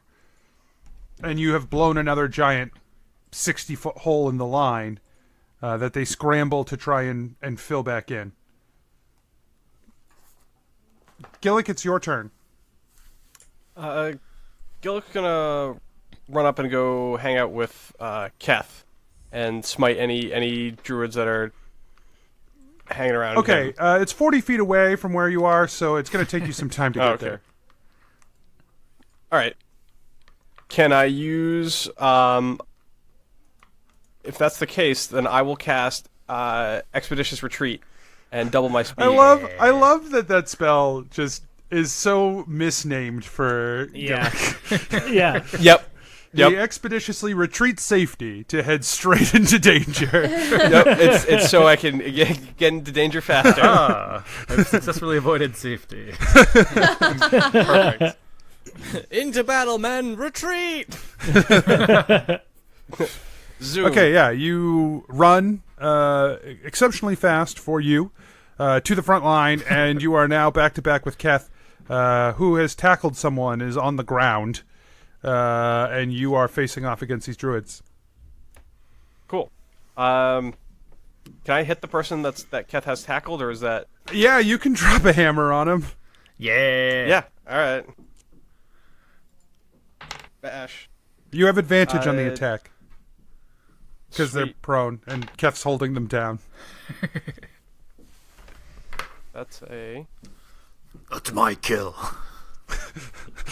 28 to hit. 28 hits. Raging Keth just gets up and starts attacking Gillick. I love that Raging Keth has a character voice.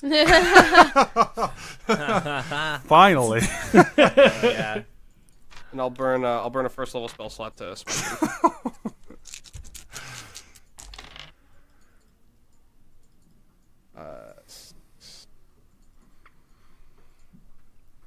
16 points of damage. Okay, yeah, you slam the hammer down into them. Energy bursts from it, and they look very dazed. Sorry, the plus. I said 16, but I forgot the budget. The plus 5, so 21 points. Okay, yeah, you kill them. Okay, great. You Dead. just drop your hammer in their face, and they die. Splatter. And so, Gillick, anything else? I have a second attack. Is there anyone else around that I can attack? No, but beyond Keth, there's also other druids here. Bonk. You do not have advantage on this attack, though. Okay. Yep, closest druid. A 12 to hit. A 12 does not hit. Curses. Okay. Whiff. A bunch of you hear one of the big druid, Asher, that you targeted, who's in the moonbeam. He screams out, "This isn't working!" And he says, "Attack!" And everyone begins to charge forward toward you guys. Boo. Cool. No, this is great. And Gebetto, you get an attack of opportunity. Hell yeah. As do you, Gillick. Oh, sweet. Keth, you don't. You're still on the ground with that corpse.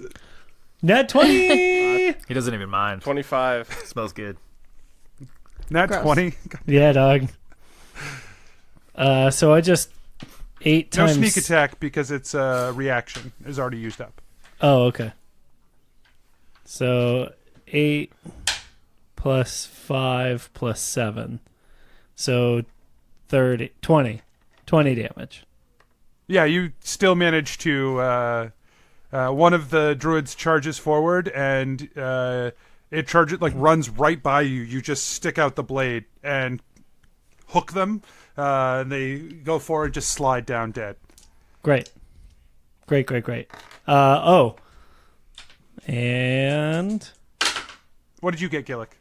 25 when to that guy dies, electricity jumps off him.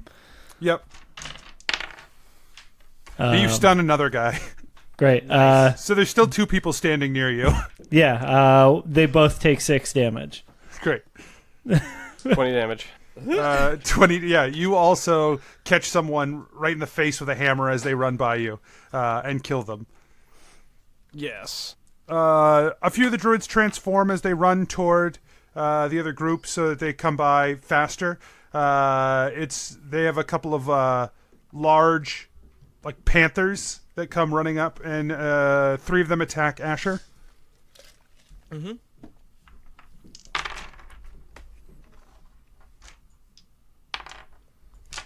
Okay. None of them hit you, Asher. Hell yeah, they don't. One of them attacks Genevera. Boo. Also misses. Holy shit.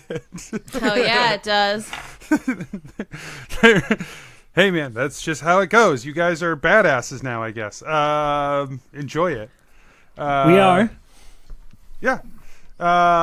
And they begin to close their lines. Obviously, the other druids don't make it all the way, but they are running to try and get in a position for next time. Yeah.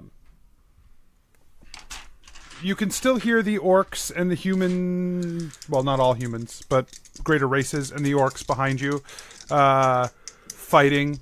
It does not sound like it's going great for the army. Which army? Your army. No. Can't they be doing as great as us? Apparently not. Asher, it's your turn. Okay. So the line has closed in on me, Yes. but there are still people in the back. Yes. No, like all of the druids have run forward. Right. Okay, because I wanted to do erupting earth, but on a 20-foot cube. Would I mean- hit everyone? Pretty much, yeah. It would hit. I mean, there's still a lot of druids. There's probably still 400 druids in front of you guys, but they're all in a line and they've pushed forward, and they're meeting some of your armies on either side of you now because your army is caught up with you. Okay.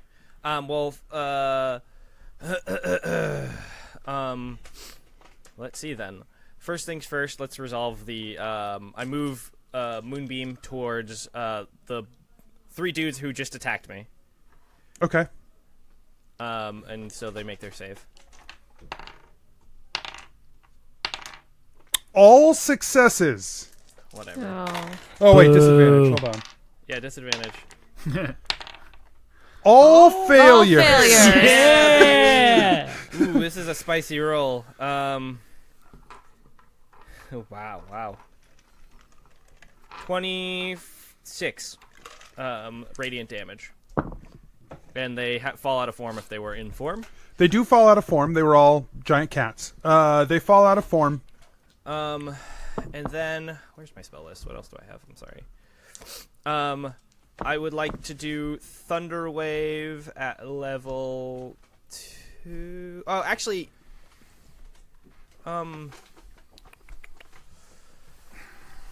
yeah, I'm gonna activate the Amulet of Necromancy, Anthony. Yep. And try and disperse that 26 damage amongst the army, or like any rough-looking army men and people in our ranks to heal them. Okay, so you siphon off 26. Oh, okay, yeah, perfect. Because I know. You got it now. Yep. Yeah, so you start to bolster some of the soldiers around you guys. Yeah, and try and get them back to shape. Cool. And then I will do Thunder Wave at level. That's gone. I guess level 3, because there's a bunch in front of me. How many would I hit for Thunder Wave? I believe it's a 20. It's not a 20-foot cube. It's been a while since I've cast. I think it is a Thunder 20-foot Wave. cube. It's 15-foot cube. 15-foot cube. Oh, so 20-foot cube. I could probably hit more people. I could hit. It would be the same amount of people, and I wouldn't hit anyone, right? What? Sorry, Erupting Earth is a 20-foot cube. Can I cast that and not hit any of my friends? I mean, you can cast Erupting Earth sort of on the line so that you are on the edges of it, the periphery of it. That's kind of what I wanted to do. Okay. I do that. Dex save DC 16 for people in a 20-foot cube.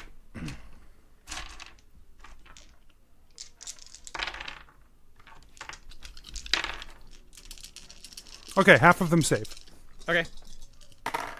The other half, oh my god. Oh my god, you guys. It's 3d12. I rolled a 3, a 3, and a 2. Womp womp. That sucks. That's the worst. They gladly take their 8 and 4 damage and say, "Thank you, sir." Yeah. So I'm glad I was like, should I wait for Erupting Earth to do the necromancy thing? I'm glad I didn't. All right. And then bonus action, I wild shape back into a giant scorpion. Okay. You hear a voice. It seems to be amplified by magic because there is a creaking quality to it. Okay. It is old and dusty, but it says, "Enough!" And it walks. You see behind the druids coming from the forest, you see an elderly woman and Donald right behind her. Mm-hmm. And she says, "Sylvan, come forward." I do not move. Her druids separate in front of you so that there is a path basically directly to her. As I start walking towards her, I take a total pot shot at one of the druids with my scorpion tail. Okay. Just fucking... Yes, I start walking forward, then... Pew! That will be a... critical hit. Yeah, you just kill him. You just stab him, and he just falls over dead. And then, unwild shape and say, "You have lost. Call this off." She says, "We are far from lost. That was petty, by the way." Well, you killed several of our men, so I don't care. "You have come to our home. You have assaulted us. We would do no less." I'm sorry. Anthony, before I say anything stupid, we're defending this place, right? Like that No, was what- you guys are attacking. Oh, right. Okay, cool. I was like, wait a second. My brain had a malfunction. And I just say, You are not supposed to be alive. then what am I supposed to be? Well, you are supposed to be dead. Yes. What happened? Donald's job was to kill you, and he has It seems failed. as he has failed. Or, in all honesty, he succeeded, and then I just am better than death. That is not a good enough answer. That's too bad. Our rights demand that Donald have two choices now. He either face you and make you truly dead, as you should be, or he pays the penance with his own death. Do we vote on this? This He is chooses? he chooses by attempting this once again. I understand how this could not be favorable for you to face this challenge now, so I must offer something to you as well, Sylvan, as much as it might sicken me. If you defeat Donald, I will give you answers to the questions you have been seeking. If you cannot defeat him, you will be dead and you will not need to know them. And how can I even trust you? Because these rules were written long, long before either of us existed, and they must be followed. They are laws of nature. They are built into us. They cannot be broken. I would see you dead. Do not misunderstand me. And whether you kill Donald or not, I will hunt you, and you will die. But I will not do so in violation of these rules. Asher kind of mulls it over. Is the fighting like just still happening around us? The druids have stopped. They are defending themselves against any soldiers that attack. But they are not attacking. Keth, Gillick, and Gebetto, the three of you are kind of in between this. What's happening here? She's probably 50. She and Donald are probably 50, 60 feet away from Asher. You guys are just about in the middle between all of this happening. Great. What are the rules? What is forbidden in this combat? These will be fought the ways our ancestors fought, before they aligned themselves with the animal spirits, the false pretenders. No transformation will take place between the two of you. You will have to use your skills and your magic otherwise, those that you call to you in your nature. The two of you will face each other, and you will... no outside interference will be permitted. But what'll we do? Gebetto says. She does not even acknowledge you. I must ask you. I feel like this may not be fair if we've both been in war for the past however long. Is there any sort of ability to meet on even grounds? Is there a way to rest, Anthony? I know what the fuck you're asking me, Rob. I don't need that. Yeah, but what about some magic refreshing? little talking between my teeth?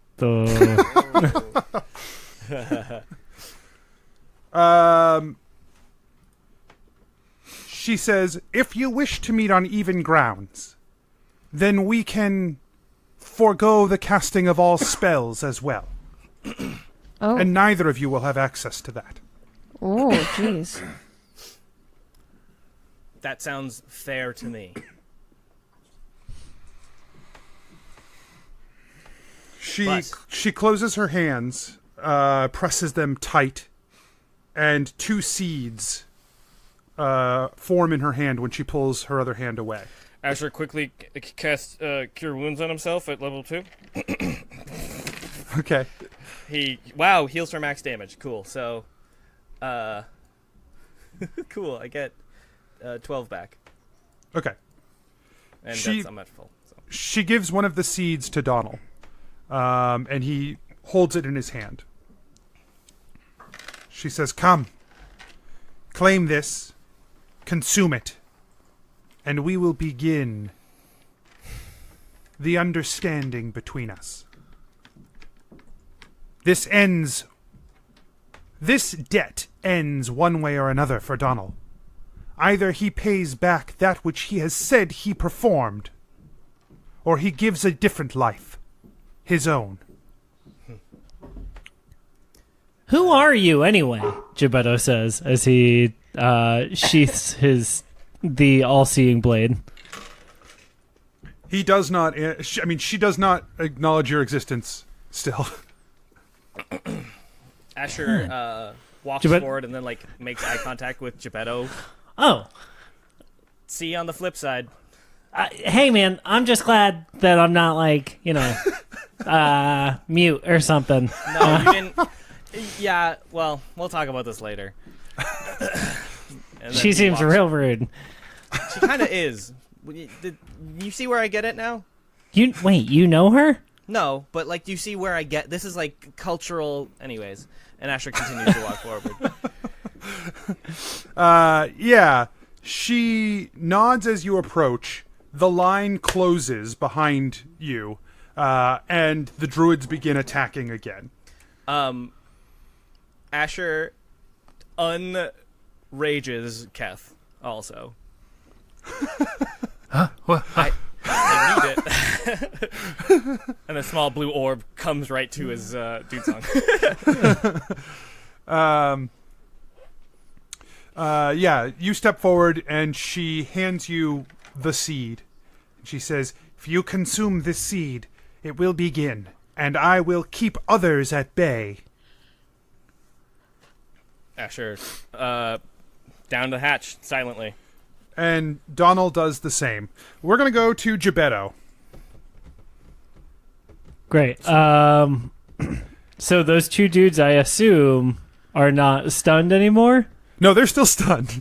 Oh, good. That hasn't been the end of your turn. Then I go ahead and kill one. I know that's presumptive, but 26 to hit? Killed. Great. Yeah. That's a fistful of dice. It's a lot of damage that gets done to him. And then...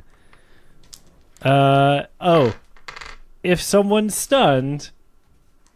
I think they automatically fail. They automatically fail strength and dex saving throws, so... that other guy takes 8 more electricity damage. Okay, great. And is stunned for another round. Yep. You're just mopping up over here, baby. Yeah. Gebetto's just kill farming. He's trying to level up real hard. We just leveled up. Keth, it is your turn. All right. So Keth kind of shakes away the rage and looks down in a little bit of horror at the fried corpse. Can you sing an early 2000s rock song about shakes away the rage? That's what I really want. I'll shake away. Excellent. I got you. Thanks, buddy. Yeah, but he is kind of he wants more power. So as he's looking for his next target, he's tapping into Life Stealer and saying basically I need more strength in order to find you more of the family for you to consume. I need more. You must find another stone. Bring me more. Give me the strength I need. Oh, you're such a baby. And he just looks around, and does he see any more orc lieutenants that are close? There are orcs behind you that are on the other side of the army that are fighting. That you could get there because you're very fast. But there are definitely other orcs and definitely some lieutenants over there. Keth looks at Asher, looks at the orc lieutenant, looks at Asher, looks at the orc lieutenant, and just sprints towards the orc lieutenant, Okay. like the closest one. All right, great. Trust me, guys. You run full bore toward one of these orc lieutenants, who you notice is at least a foot taller than any of the other orcs on the line here. He's just that's the guy. bulging with muscles. And you hear Lifestealer say, perhaps a little power then. So you will have plus 2 to all of your attack rolls against this guy. Excellent. All right. So he's gonna just he wants to put the shackles on him. He's got shackles of searing light, which do extra damage against other undead things, but like just basically, I just want to shackle him. Okay. So go ahead and make a strength check. Come in. Oh, I wish I was still raged. Or dexterity, whichever one you want to do. I think probably Dexterity. strength. Okay, Against this guy, I assume if he has to like do it against me. sure. 16. You succeed. You shackle. Yeah! Like he swings his arm down to kill one of the soldiers, and as he like roar, you run up him and shackle both hands above his head, and he's like roar, roar, roar. Fuck yeah. Then I would just want to hit him in the face. Okay. All right, 20 to hit. Yeah, that hits. Nice. I have no more gauntlets today, but I will hit him real hard. Okay. 14 damage. Yeah, that hits. Yeah, So I'll it spend a hurts. point of key to. So I'm going to do a stunning strike. So after I successfully stun strike somebody, melee hit, I can attempt to stun them. Do they have a Constitution check to make, or? Target must succeed a Constitution saving throw or be stunned. What's the DC? Ugh.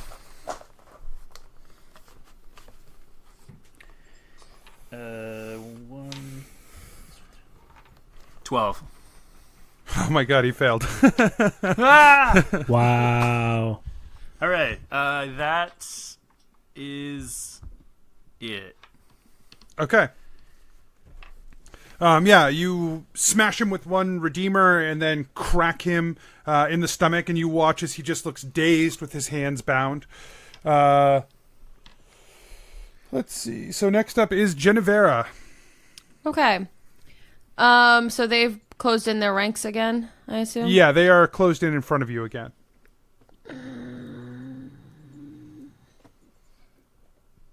Okay. I'm going to cast Scorching Ray.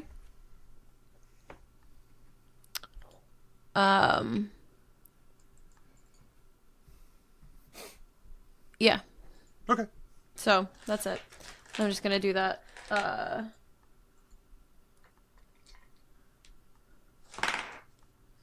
It's a 22, a 15, and a 21. Yeah, you hit them all. Okay.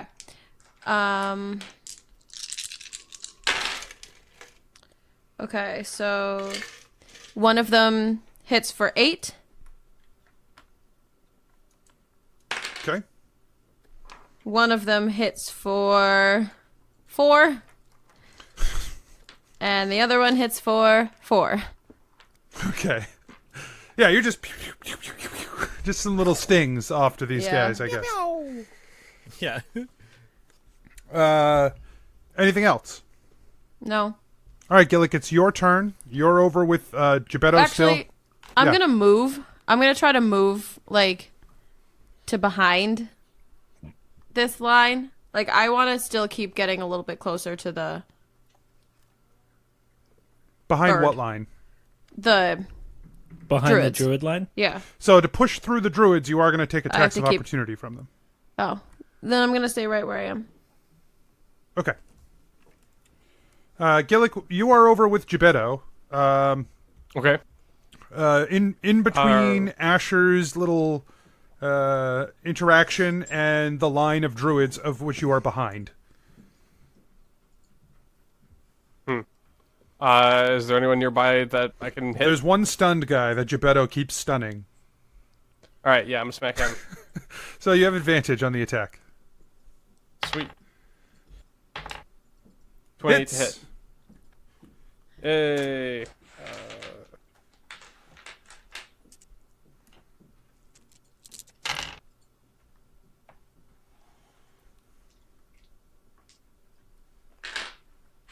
Let's see. I can do math, I swear.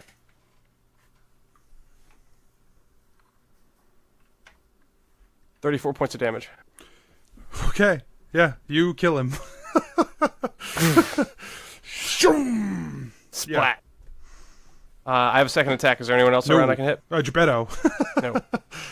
I don't want to do that. I don't want to hit Gebetto. You pass the test.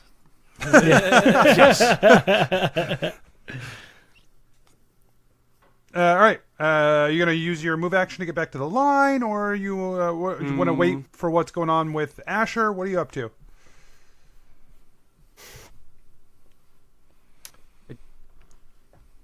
I'm gonna move back and hang out with Asher. Yeah. So you move toward. You move toward what's going on with Asher and Donald. And as you get probably 20 feet away from Asher, you feel a crackling barrier that is preventing you from stepping forward. Oh. Lousy barrier. That was so awesome. So perfect. Upon realization of this, Gillick's going to try to hit the barrier with his hammer. Okay. Make a strength saving throw. Okay.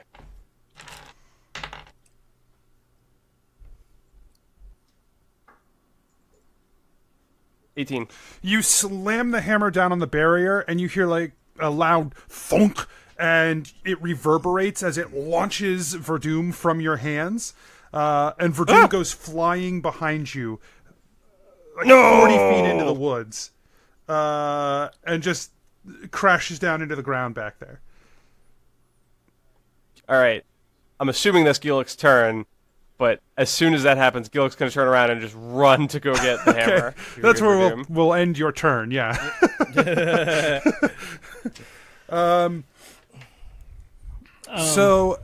Yes, Mike. As Gillick turns to run and get the hammer, Gebetto's going to look at him and be like, "Can't you just call that to you? I was thinking the exact same thing. Like, don't you just like, and then it's in your arms? Like, can't you just do that? Can I resummon He runs full bore over to the thing, but doesn't want to bend over for it, so he just summons it from there. So I didn't think I could resummon it once it was already summoned, because it was only hangs out in a pocket dimension when it's not there. If I can resummon Can't you it, release let's it do to a pocket dimension also?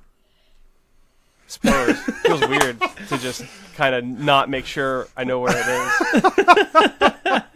All right, yeah, let's do that. I love the idea that Gillick doesn't think of that, and as soon as Verdum flies out, he's just so distraught he runs over to it. I'm fine with that. Yeah. No, me too. that's Gebetto on calling character. from the battlefield, like, no. It's very in character. It's great. Asher, you feel the magic within you drain away. Fun. Almost instantly, you feel it just gone. All of your slots are gone. Your ability to transform has all been expended from you. So it's not just that they are being suppressed; it's that they've all been used up. Great. That's great. You see a look fall over Donald's face that implies to you that the same thing is happening to him. I point Doonsong right at him, and I say, "You've been fed lies, and you are going to die for it. Are you ready to die?" He hefts a club in one hand, and he says, "It broke my heart to kill you once, lad, but I'll do it again." You've already failed. The Fae have returned, and there's nothing you can do about it. This has nothing to do with them. Well, and he charges forward. cool. Asher rages. Boom. How long has it been, podcast listeners? 3 years? All right. You have raged. Hell yeah. Make an attack. Because I'm a druid and I can make one. Okay. Yeah, you run forward. You make your attack. So go ahead and roll an attack. Gets real anime. And I roll 24. That hits. Cool. So 6. Hold on. It will be 11 necrotic damage and 4 acid damage. So 15 total. Okay. Yeah, you run up, you slice through him with Ghost Song. He sort of dodges. He tries Ghost Song, Dune Song. He tries to dodge back, and it just cuts across the front of him. He swings back at you with the club, and misses. Yeah, damn right he does. Geppetto, it's your turn. Geppetto's going to keep clearing a hole for Genevera. So he's going to run to the next closest druid, and on the way he's going to hide so that he can murder them. Yeah, they're not even looking at you, so they're focused in front of them. Right. And then I'm going to go ahead and attack a guy. And that is a 25 to hit. Hits. And it does...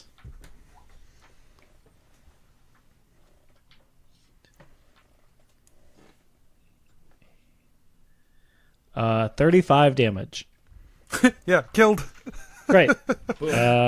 So the dude next to him Keeps getting stuck. I love this.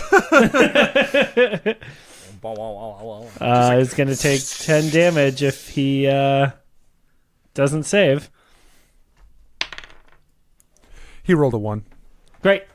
So that doesn't beat my DC. Nope. Unless he's got a plus 13 dex, in which case I apologize for assuming. He's stunned. Great. And he takes 10 damage. Great. Keth, it's your turn. He's got the orc lieutenant. Yep. He's just gonna just smack him with the pillars. Okay. Yeah, he's stunned, so you have advantage.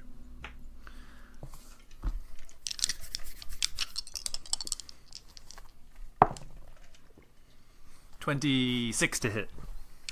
Hits.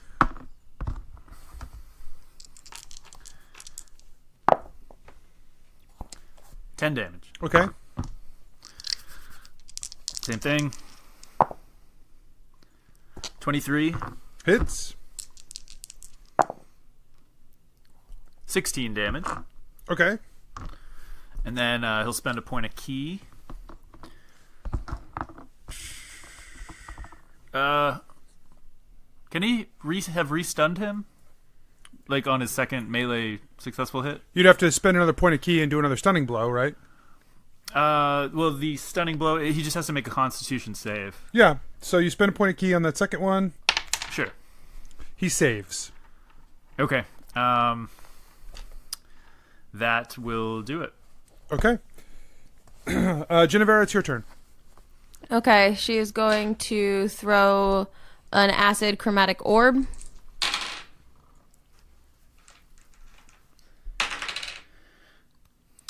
Um, 16 plus 4, 20. Yep, you hit. Great. Oh no, sorry. 29 to hit. Oh, that 20 was damage. 20? Yeah, sorry. You bathe the guy in acid, and he crumples to the ground. Gillick, it's your turn. So Gillick is turning and running to go. Oh, get his hammer. you're standing over Verdum. I'm standing over Verdum, and then suddenly he remembers he can summon it, so he just summons it from right in front of him into his hand. Great. And then runs back.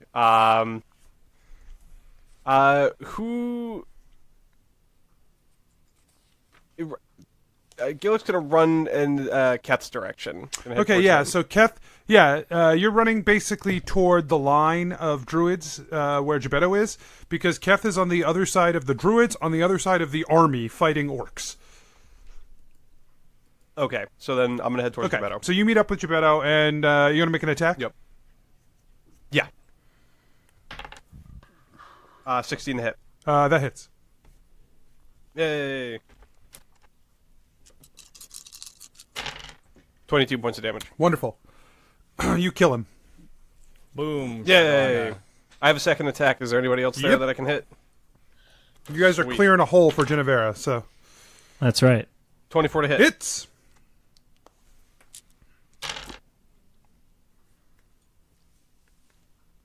Uh,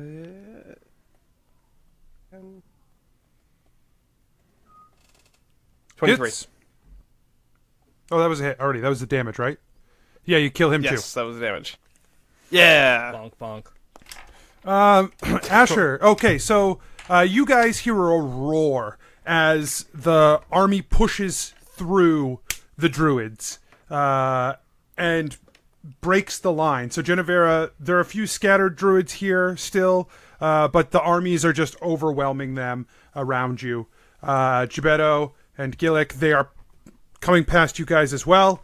You've weakened the lines enough that they're able to push through. They all move through the line, but they stop short when they see, basically when they reach the barrier that Asher and Donald are fighting behind.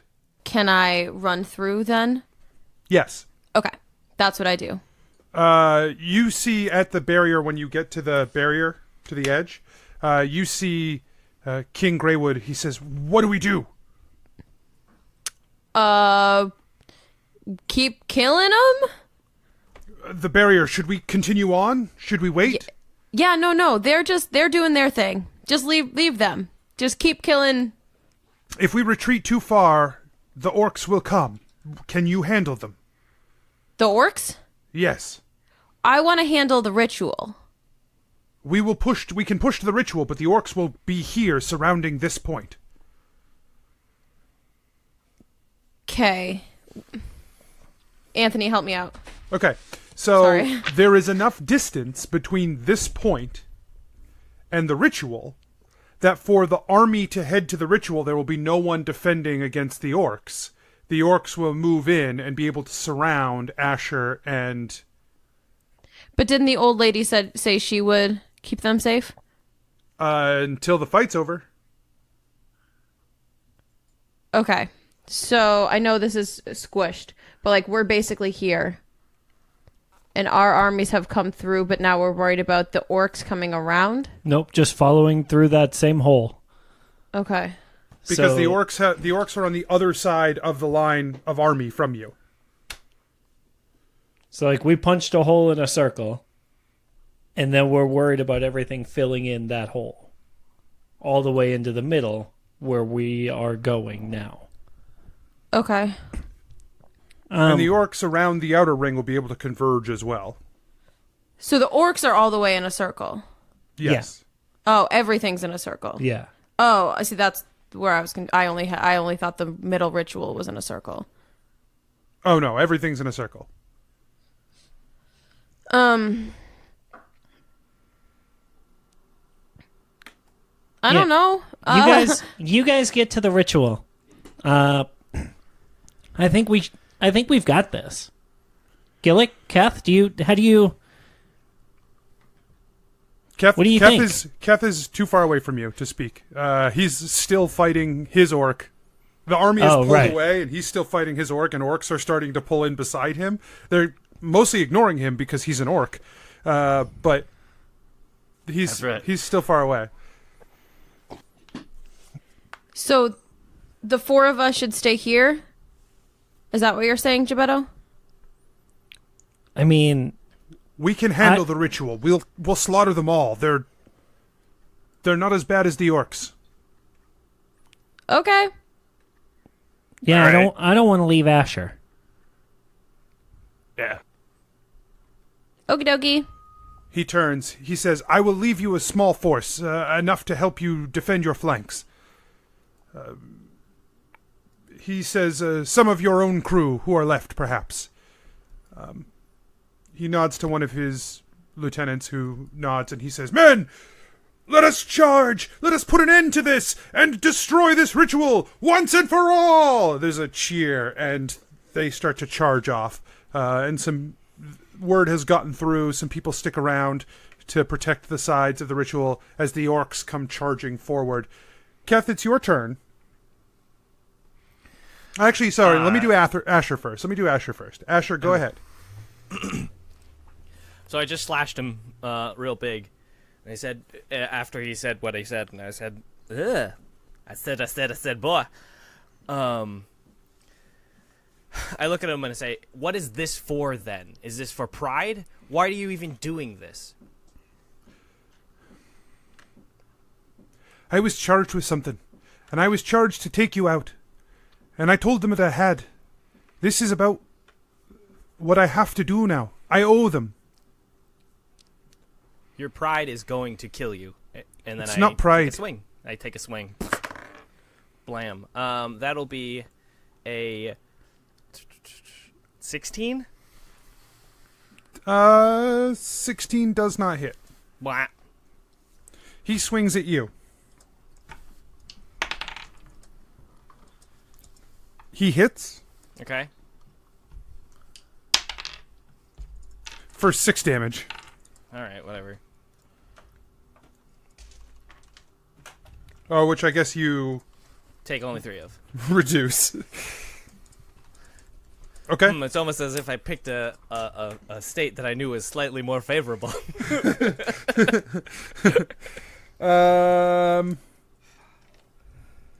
So now, Keth, go ahead and take your turn. Okay, so this dude should be unstunned at this point. He is unstunned.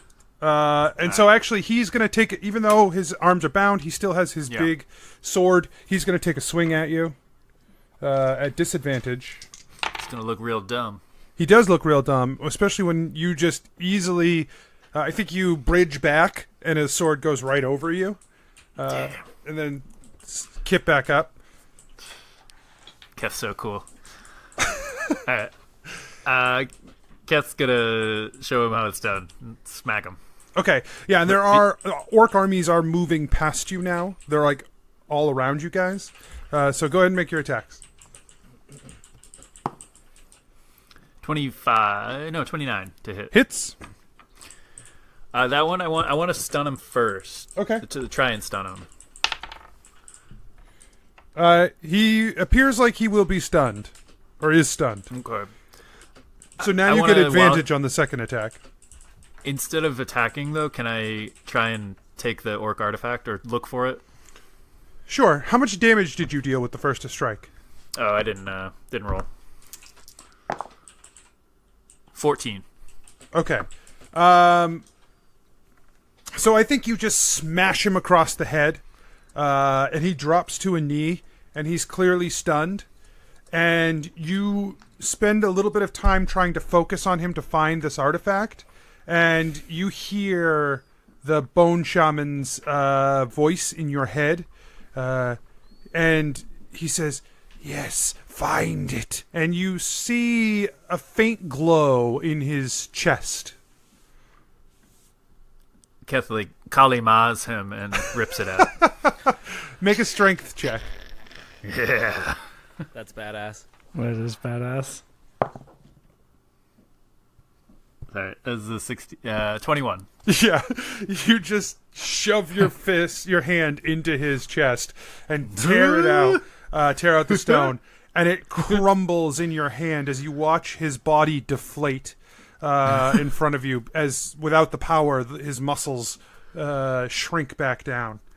Yay! The stone crumbles in your hand, and you hear the bone shaman say, "Oh, this one is very nice. Yes, it will do nicely.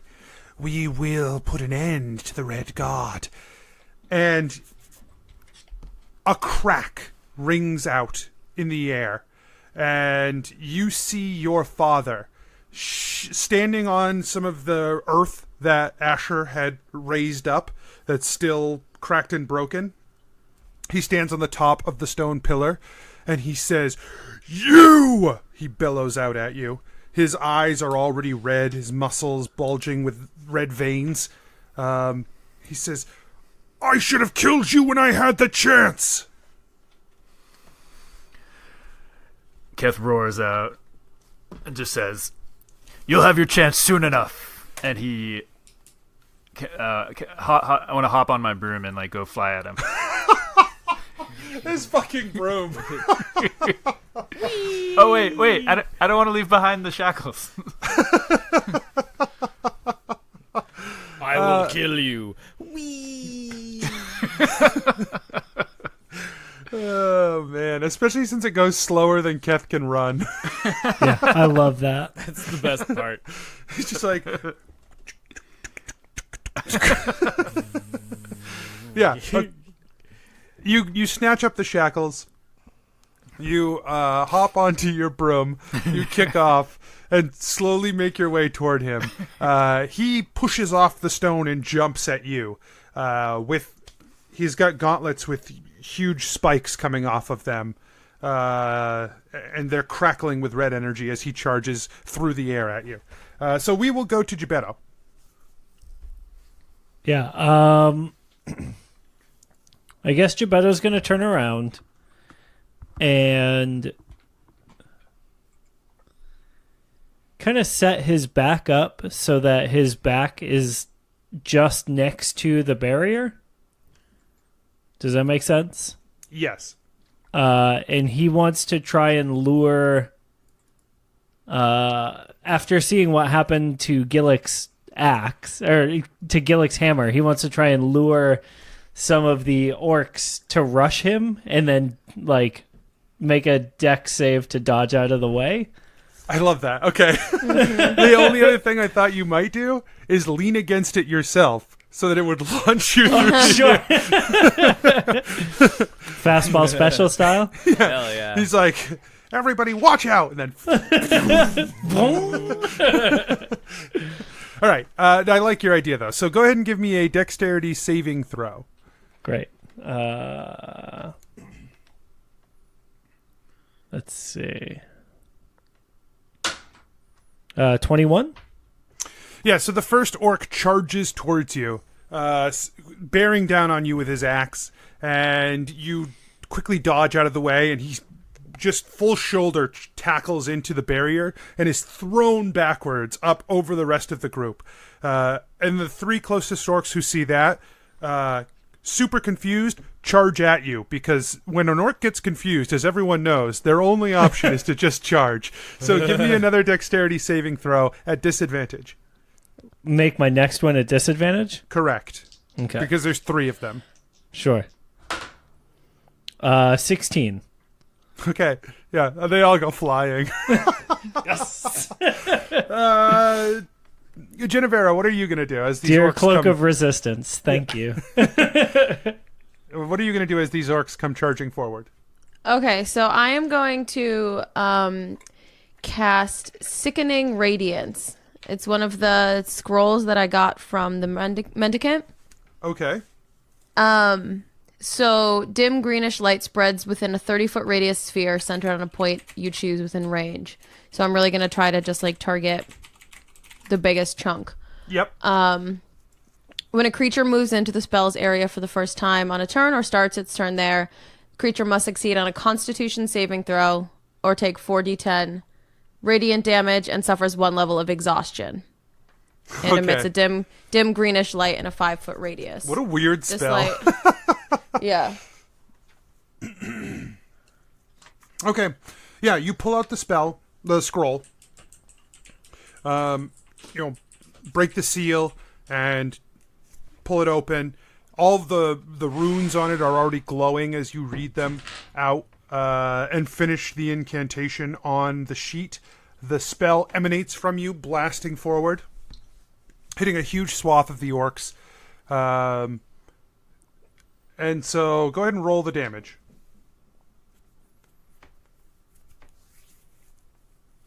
Is a 0? Oh, no, I don't think I've ever rolled a d10 before.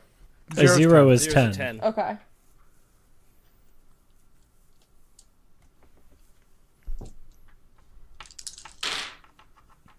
Nice. 16, 19, 24. So 24, and anyone who failed suffers 1 level of exhaustion. Okay. Yeah, you watch as a large... Oh, wait, sorry, hold on. Plus 4. 28. Okay. You watch as a large swath of them seem to become more sluggish. A few of them shrug it off, but you fire off the orb, and just a huge group of them just slow down as the other orcs overtake them. There's this like random gap in the middle. Okay. Gillick, it's your turn. Or you are with Gebetto and Genevera, and orcs are charging towards you guys, and the barrier is just behind you. Okay. But there's no orcs directly in front of. They're charging forward. So if you wanted to attack them, wait for an attack, that'd be fine. Okay, yeah, Perfect. make some attacks. Cool. First attack. 24 to hit. Hits.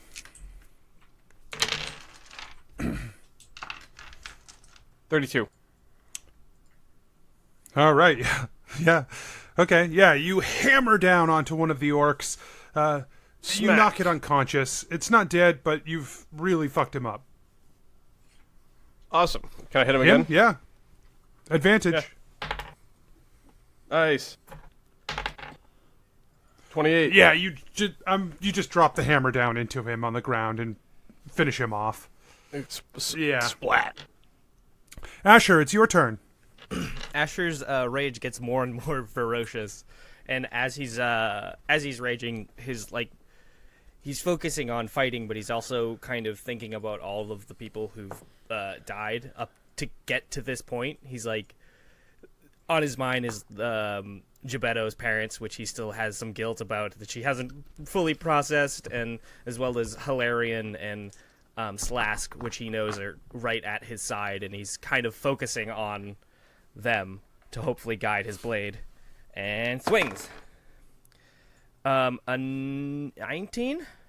19 hits. Whew. And 1 point away from max damage. That'll be 11 again. Necrotic, and then 5 acid.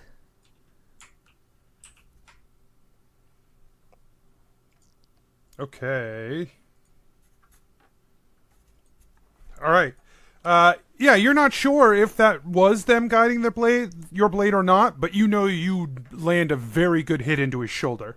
Yeah. With Dune Song, and it glides through Like a lightsaber. in its spectral nature. He tries to take a swing at you with the club. Mm-hmm.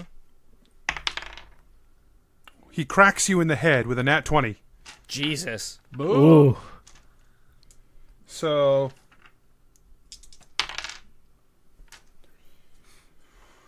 13 damage. Which is halved? Then halved, correct. So minus 6. It hurt, but I'm fine. Sure. Yeah, because that puts... Yikes. So it'd be 7 total. Because I think you round up.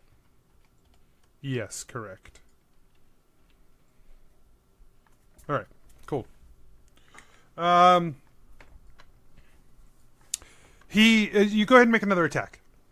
Yeah? Yeah. Sure. Speed things up.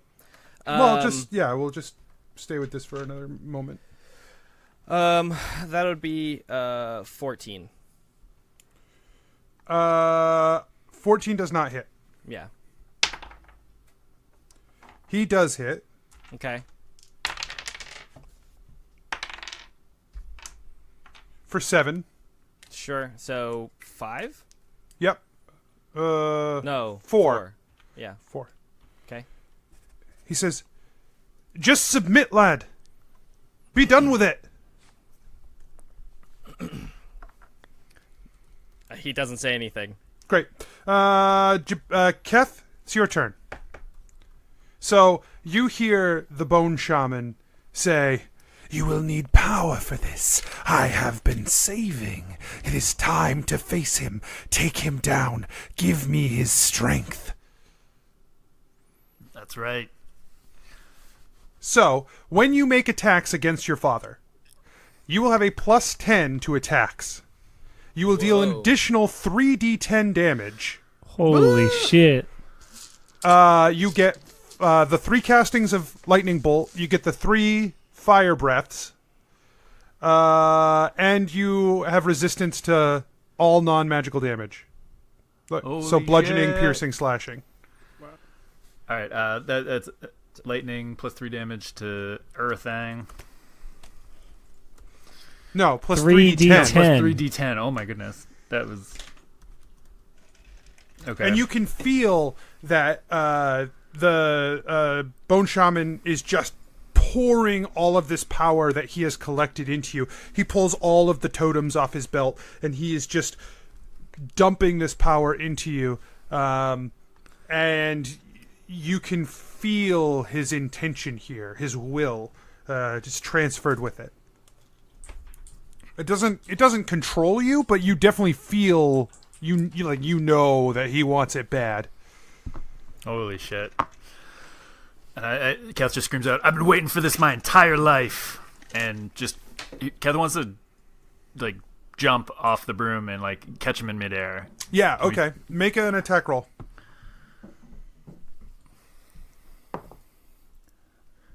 23. Jesus. Yeah, I rolled a 2. So the first you swing the first redeemer. It does not hit. Boo! All right.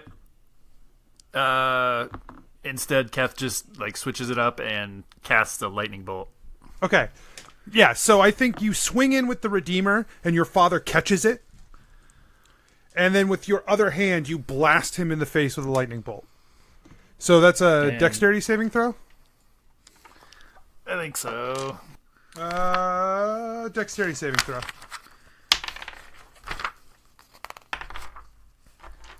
Which he fails. Oh, wait, no. Dexterity? No, he passes. Okay. So it's still 8d6, so he halves it. Yeah.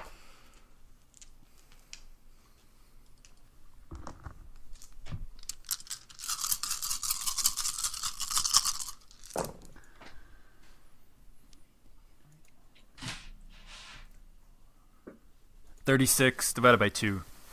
So 18. Okay. Yeah, so you swing in, he catches your hand, you blast him with the lightning bolt, he just dodges back, but you still catch him. He says, "Not good enough, boy!" Anything else in your turn? Yeah, 1 point of key. And he'll do a flurry of blows. Okay. So with your hand caught and your other one casting a spell, you're probably kicking him. Yeah. Yeah. That sounds about right. Okay. 37 to hit. That one hits. And this is 3d10 on top of... Your regular damage. Holy shit. 18. Huh. Not great. Yeah. All right. He's still impressed with himself though. Great. Yeah, you kick him really fast in the gut. He says, and he takes your hand that he still has, puts his other hand on you, and tries to throw you down to the ground from this height. Okay. Nope, that die is gone forever. Okay. Make a strength saving throw for me.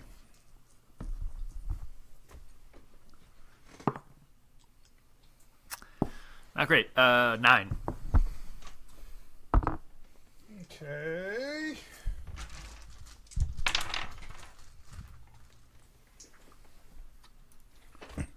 So he throws you down to the ground from this height, just tosses you with extra force. You slam down into the ground for 15 bludgeoning damage. So 8. 8 damage. Yep. And then lands next to you. And as he's coming down, he lands with another punch to your face. But you just manage to slide out of the way, and he punches down into the ground, splintering the earth. Cool. Gebetto, go ahead. Can I see that Keth is, like, actually not crushing everything? Like, you know what I mean? Like, he's been kind of deep in the field, but he's been mashing everybody, so... So what you see, yeah, I mean, you can see that he takes off at a height. You see another big-looking orc charge at him, and you can see the two of them fighting in the air. You hear these cracks resounding out, a crack of lightning, a slam as Keth hits the ground, and another slam after that. You're not really sure what's going on per se, but you do see that there's some a lot going on over there. And how far away is that? About 60 feet. All right. Gebetto is going to look at the closest orc that he can see. Okay. And he's going to point at him and say, I suggest you carry me over there as fast as you can. Yeah. And cast suggestion. What's the wisdom DC? 16. He runs up to you and tries to grab you. Do you let him grab you? Yeah. Okay. Yeah, he just grabs you and tosses you up on his shoulder and turns back and starts charging back through the sea of orcs, pushing them out of the way. Yes. Kath, I'm coming! Genevera, what are you doing? I am... so have the orcs taken their turn? Or... Yeah, most of them run by you guys. Some of them engage with the fighters on your side. Nobody attacked you guys this round because they were too sluggish. Okay, well, they still have to make a constitution save. To remain sluggish? Yeah. From exhaustion? Yeah. That's trash. It looks like a good chunk of them are overcoming the sickness. Okay, well, those that aren't take 19 damage. They just drop dead. And another, okay. Wait, okay, so and another point of exhaustion? I mean, that's how, like, it says... Oh my god. When a creature moves into the spell's area for the first time, or starts its turn there, that creature must succeed on a Constitution saving throw or take D10 radiant damage, and it suffers 1 level of exhaustion. Wow. So that's how I read that, sick. right? Yeah. That's sick as hell. Because, Or- like, Go ahead. level one exhaustion is disadvantage on ability checks. If you can keep them there for, like, 6 rounds, I guess technically 5 rounds, they die. Yeah. But when they save... Right, so level 3 exhaustion is disadvantage on attack rolls and saving throws. And then level 4 is hit point max halved. And then level 5 is speed reduced to 0. So they can't actually leave. And they have disadvantage on that save to not die. That fucking rules. So you've basically created a big circle in front of you where they're going to have to push out.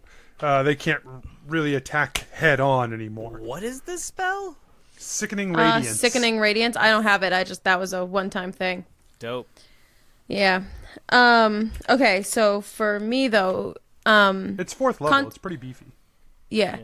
Concentration spells, if I'm casting a concentration spell, I can or cannot cast a different spell if it's not concentration. You can cast a different non-concentration spell. Great. That's what I thought. I just wanted to double check.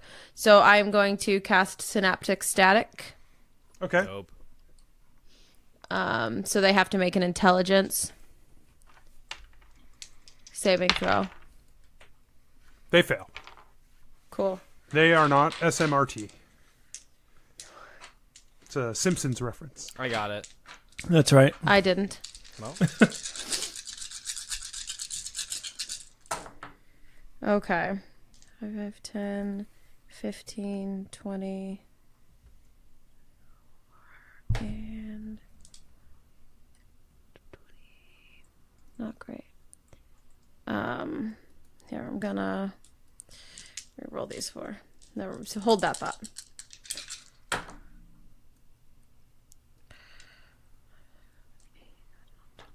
Let it go. Let the thought go. I'm holding it on. I'm holding on to it. Just let it go. Let it go. Don't hold the thought anymore. Okay, it's really rude to start singing Frozen while I'm trying to do math.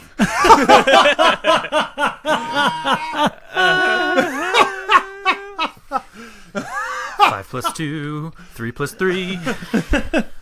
Oh it's- God, what number was I on? 29. Care. Just let it go.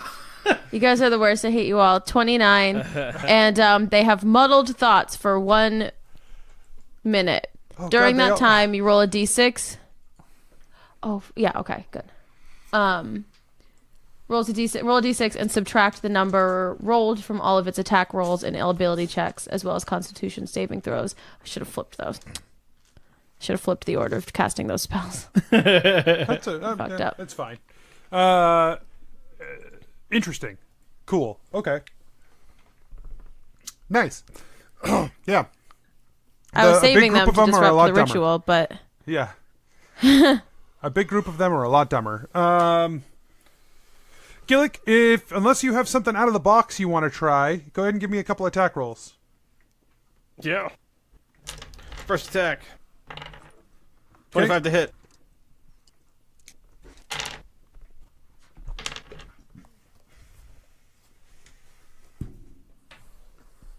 And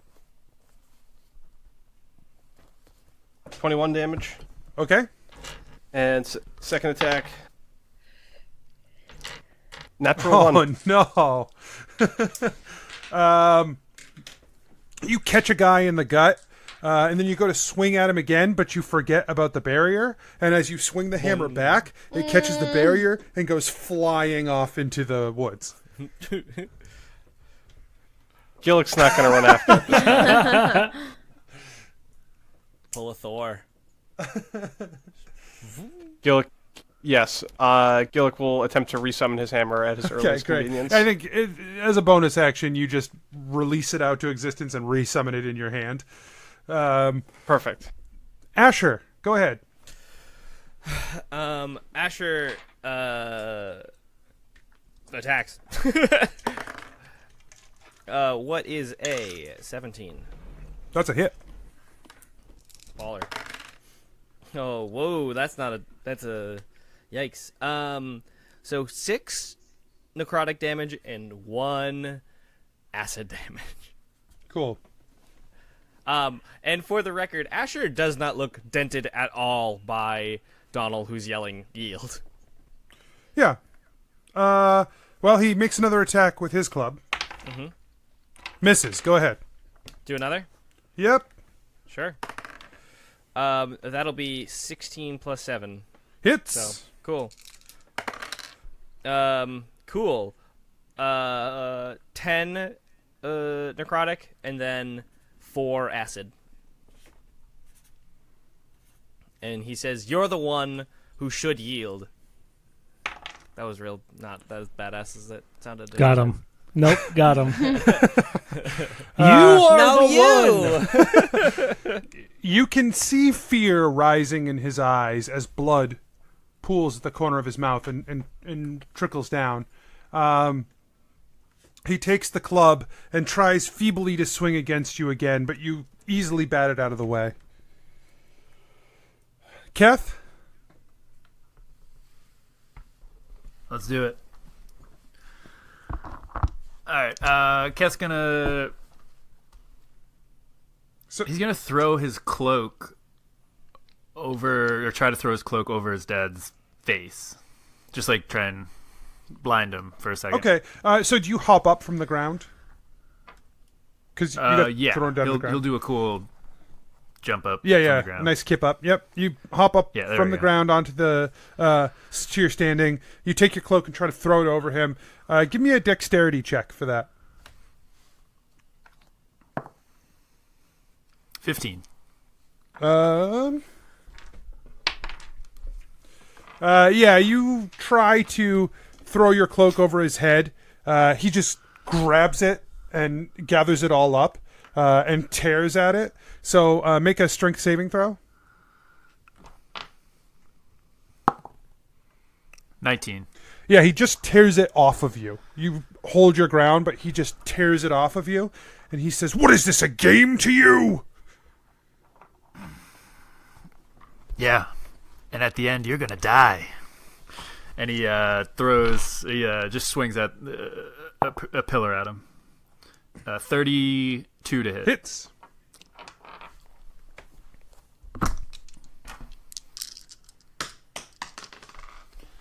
It's not gone forever.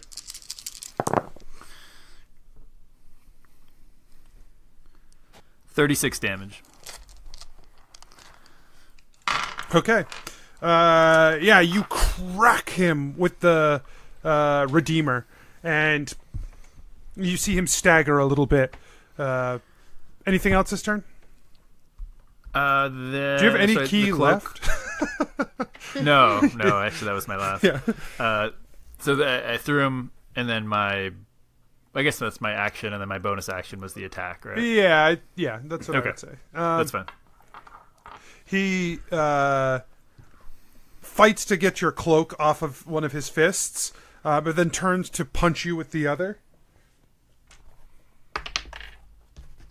So he does hit.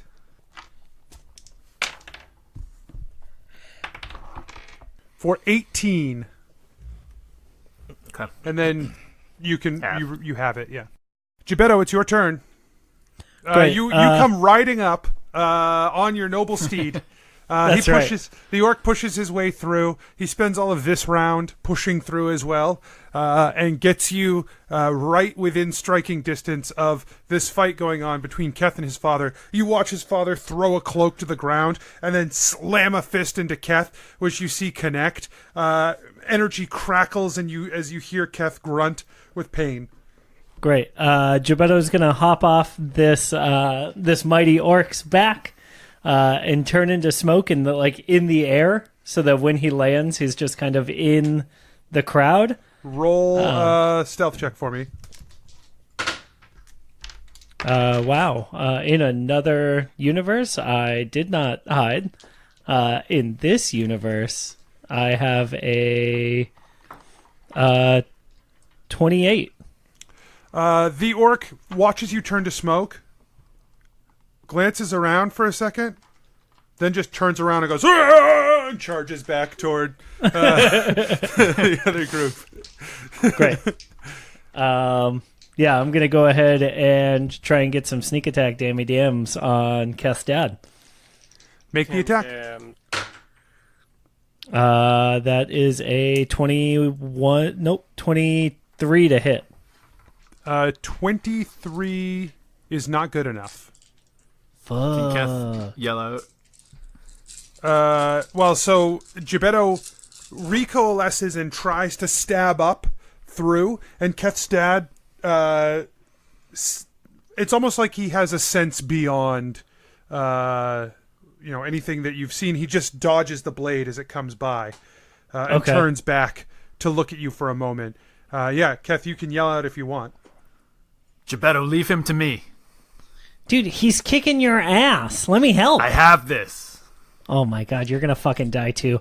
No, I'm helping. Gebetto's gonna stay and help.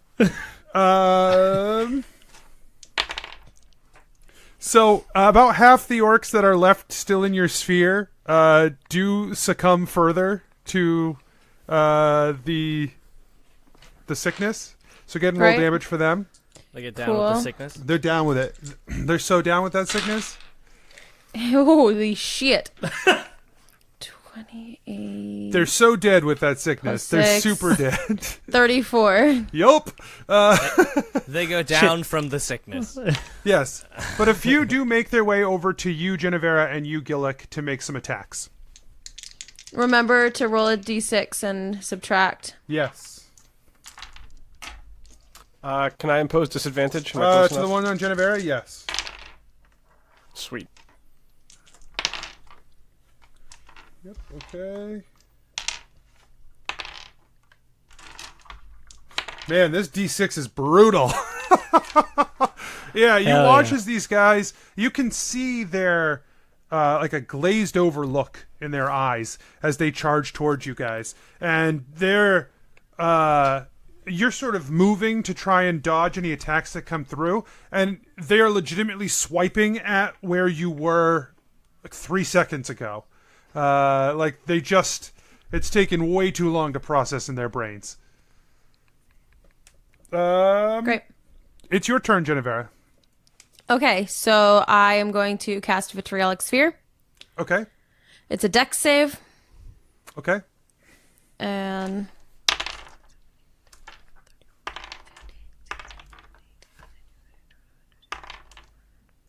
Okay.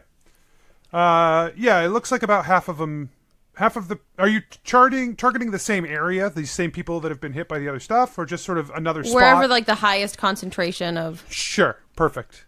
Yep. Roll damage for me. 37. Okay. About half of the ones within the sphere just crumple. They burn away under the acid that you're blasting by, and the soldiers around you are just in awe. They've been defending you guys a little bit, but for the most part, you've just been nuking large numbers of the orcs as they come running by. The other half are badly hurt by the acid, and some of the soldiers are able to quickly pick them off, especially a couple with bows.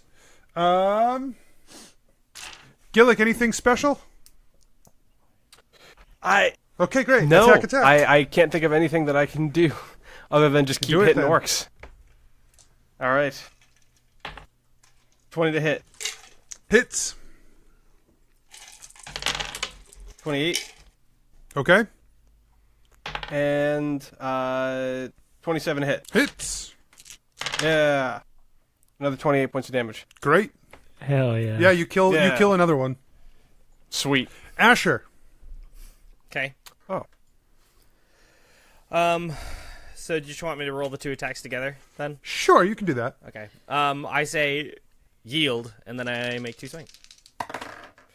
One is a 10, and the other is a 21. One of them hits. Cool.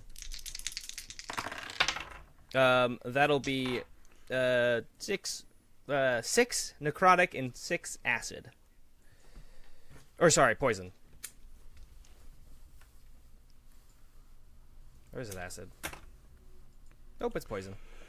He takes 2 swings at you as well. Both of them you easily get out of the way of. You can see tears streaming down his face. He drops to a knee, and then lets himself drop to a second knee. And you just hear him say, I yield. I put my sword to his throat, and I just wait for the barrier to fall. It does not.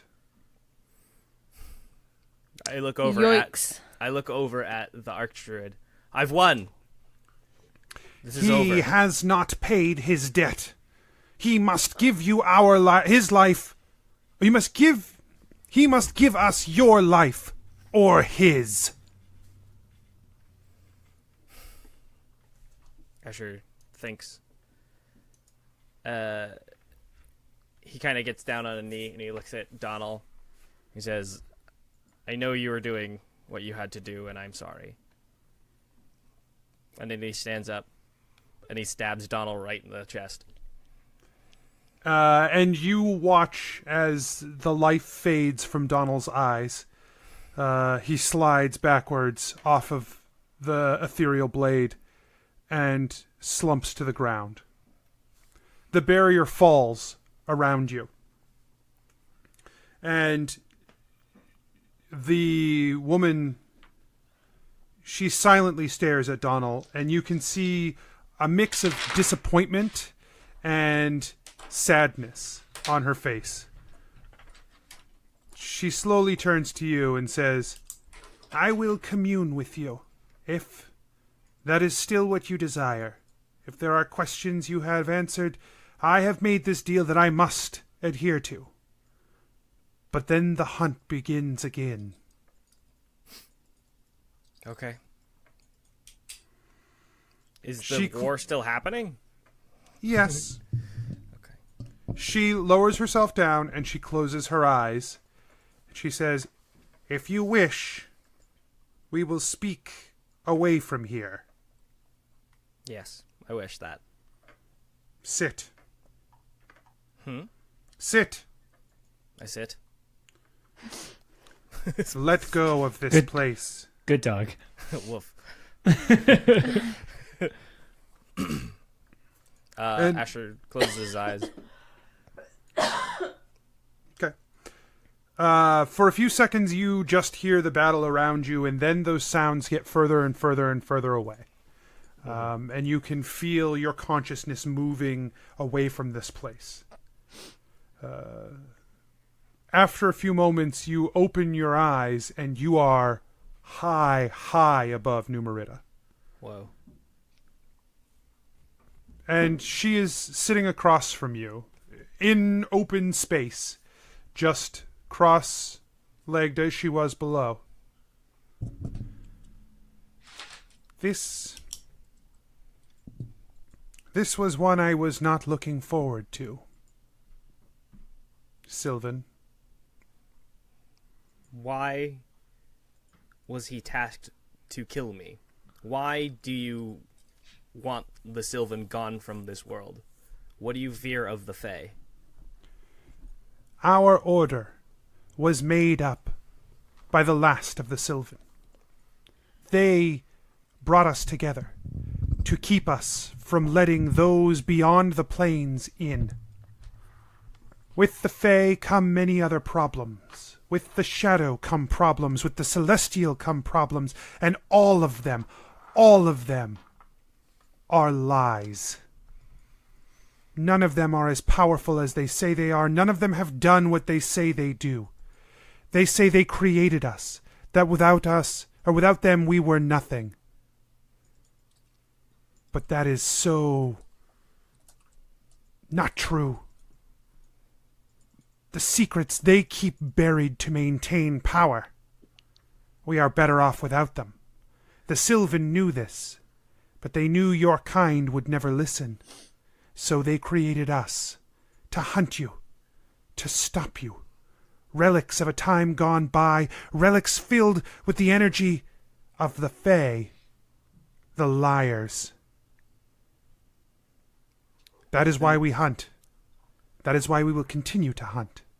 Then what is this for? Why do you ally yourselves with the Orcs? Why are you trying to, if you don't believe these lies, why are you trying to destabilize everything? Why are you trying? This whole place is built on those lies. It's built on the lies that the so-called gods of this realm have power here.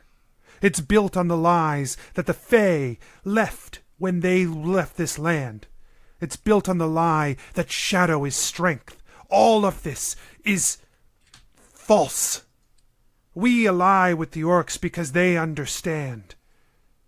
We will bring the siege weapons of our ancestors from the earth and use them against this place. Use them against the Fae and the Celestials till they fall.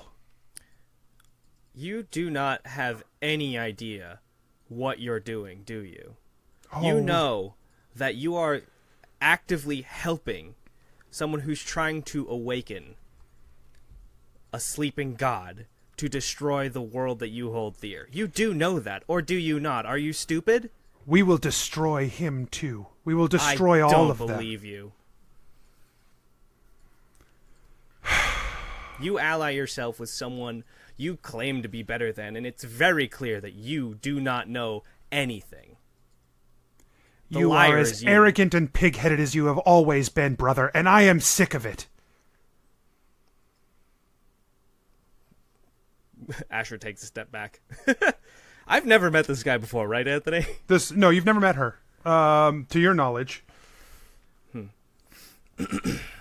When you left, when you disappeared with the other Sylvan, I watched what happened as the Fae supposedly saved us from the shadow.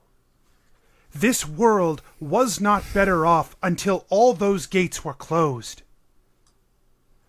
And then we learned of the times before the Fae, before they marched here. Our cities, our kingdoms that existed before they gave us their gift. No, I do not believe the lies they tell of herds of humans and elves and dwarves that could do little more than think as animals. They do not tell stories of truth. They tell stories of control. So all you want to do is to blow up the world because it's not the way you want it. Reform it as the greater races should be formed. The way that it is supposed to be. The way it was before we were lied to. You are being lied to right now. There are no lies here. You are following someone, whether willingly or not, who is actively manipulating you. If you so callously call me I'm your brother, then you know that I'm right. You know that you are literally trying to blow up the world because you're not getting your way. You have not been here, brother. You have been away with those spirits. I don't even know why I'm Sylvan. I don't remember anything. You chose that path. You followed the Fae. You believed their call. Well, then, why don't I remember ever making that choice? They have taken it from you? I don't know. I have awoken in the desert and became part of a tribe because I had no family. Why should I trust you, someone who clearly abandoned me? Abandoned you? I don't even know if my real name is Asher. That was a name that was given to me. I told you to stay. I told you to ignore them, and you answered their call. You abandoned me. I don't even know you. Well, then it is time for the hunt again, it seems, because my brother is dead. And I don't have any family.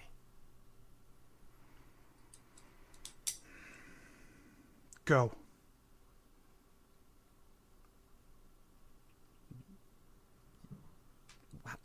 Asher's kind of looking around because she didn't cast the spell. As soon as you start to focus on that, you just feel a rush as you drop back down to your body. And as your eyes snap open, she's gone.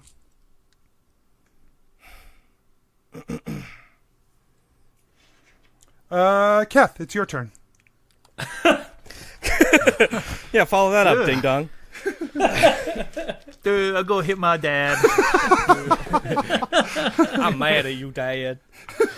No.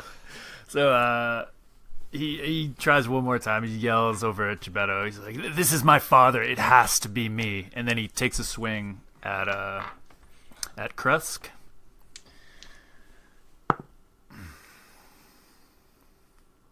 .30 to hit. Hits.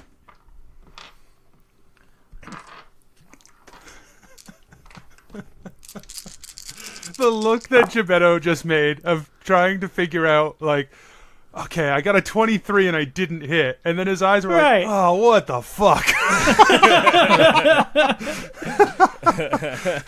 Yeah, when I did the 23 attack, did it, normally Gebetto feels like that's a strike, baby. Yeah. It was pretty close. That was the question. Is is it a glancing blow, or was it fucking forget it? It was probably close enough that the look he shot you was like, whoa, what the fuck? Great. Not close enough that you hurt him, but close enough that he was a little like, okay. Cool. Well, okay. Okay. Yeah. Okay. All right, how much damage did you deal, Kev? 29 damage. Geppetto says I don't have it under control. Watch this. Total That's win. what he said. Nope. 30 again. Hits. Yeah. Maybe.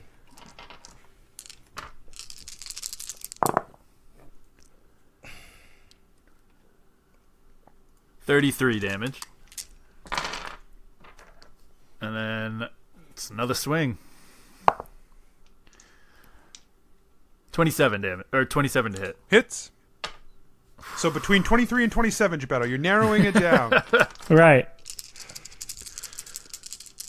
You can do it 27. You can get there. Hold on, let me get that in there. 34. Uh-huh. Okay.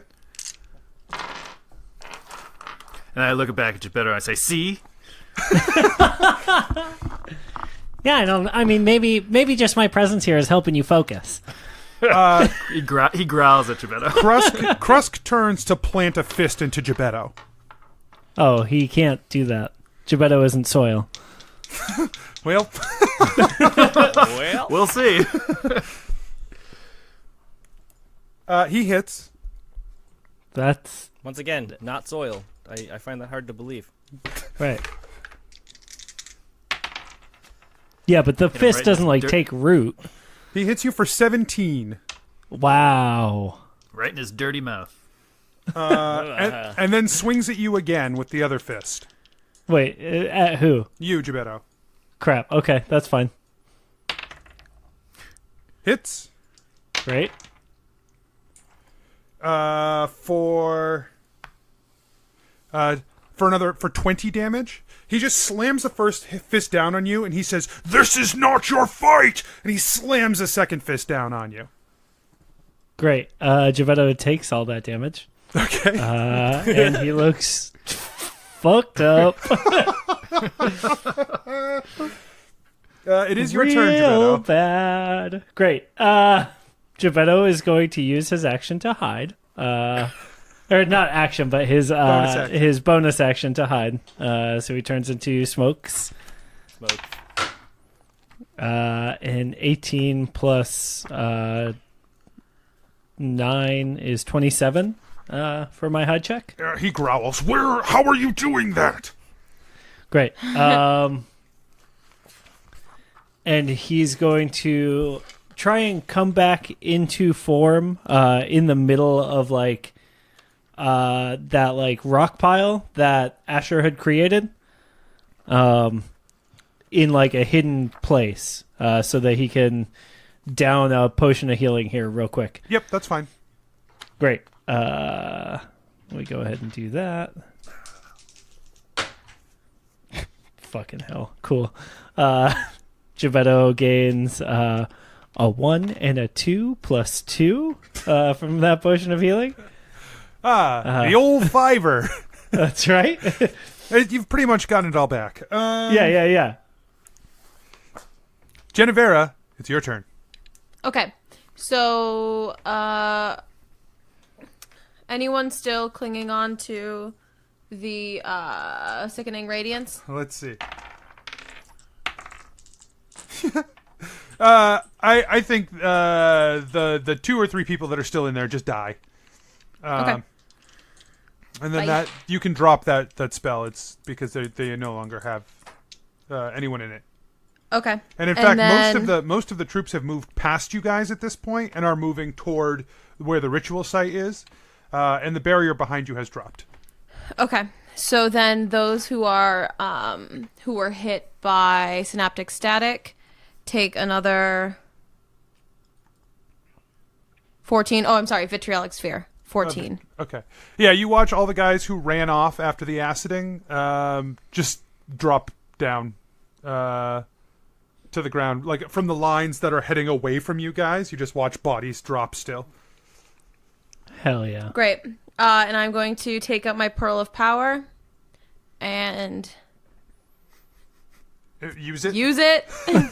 Yeah, I think you probably withdraw energy from it. You don't, Okay. like, you just I'm going to siphon kiss it. Yeah, sure. On. Twist it. And Pull it. bop it. And I'm going to cast Vitriolic Sphere again. Okay.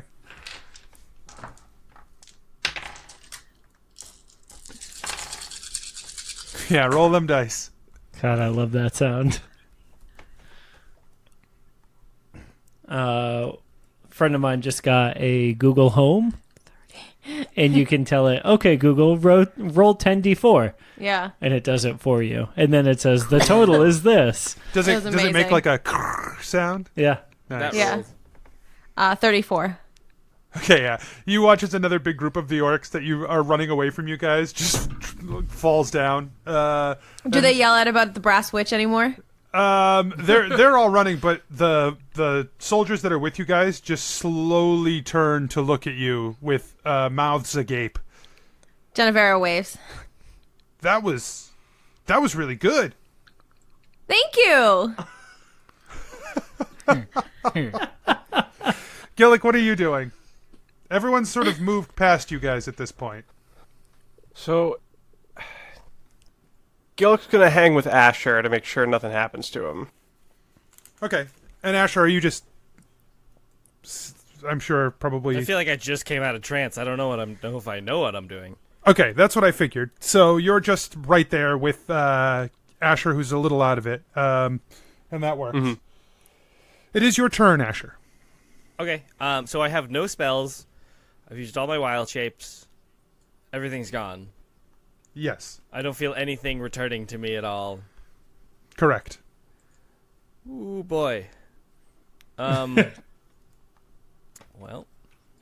what scrolls do I have?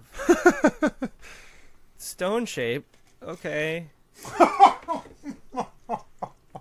That I can make a door. I can put a potion of climbing. That's fun. Polymorph. Turns out it doesn't work on shapeshifters. That's interesting.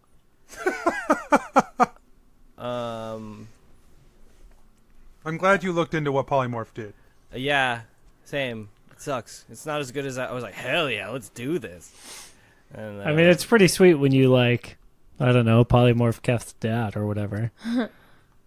I can do... Well, okay. I mean, don't do it because Keth will kill you. I'm 'cause still he's a psychopath. Yeah. Go do it. Fair. I guess I rage and again because I have 3 now. I think I have 3 a day. And I start smacking some dudes. Well, there's no dudes around you anymore. They've Sorry, all I smacked Gillick by accident. they've all marched on. So you can go and try to catch up with the back of the line, or you can. I go towards Gebetto and Keth, but I'm near the fringes for sure. Okay. So yeah, enraged, you start running straight toward Keth and Gebetto. Can I move with Asher? Yeah, you can try to keep up with him, sure. Okay. You've got expeditious retreat on, so it's fine. Mm-hmm. Cool. Keth, it's your turn. Yeah. Guess says, I don't know why I was ever afraid of you. You're an embarrassment to the family. And he just keeps smacking him. Yep. 33. Yep.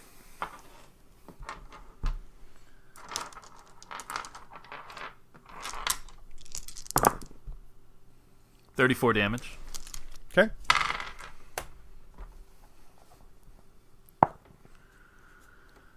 Uh, 27. Hits. 28 damage. Okay. And 13 plus 21 is 34 damage, or 34 to hit. Hits.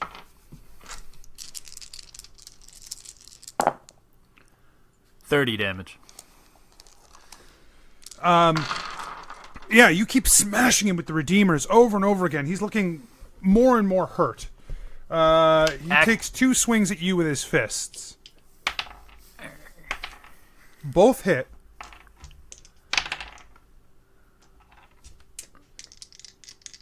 Uh, 13 for the first hit. 20 for the second hit. So, 17. yeah, 17 total. For you. Boom.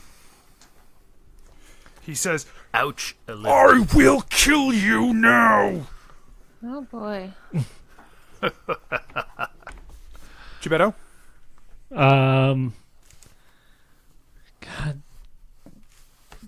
I kind of just want to sit here and drink more potions. I wish I could help you, bud. But no, he's gonna pop out, and he's gonna try and regular sneak without using like the hide action. Okay. Because he used it last round to get away. So he's just gonna try and be stealthy in his movement up, and he wants to jam the immovable rods into Kestad's boots Okay. and lock his feet in there. So Give me a stealth check, and then give me a sleight of hand. okay.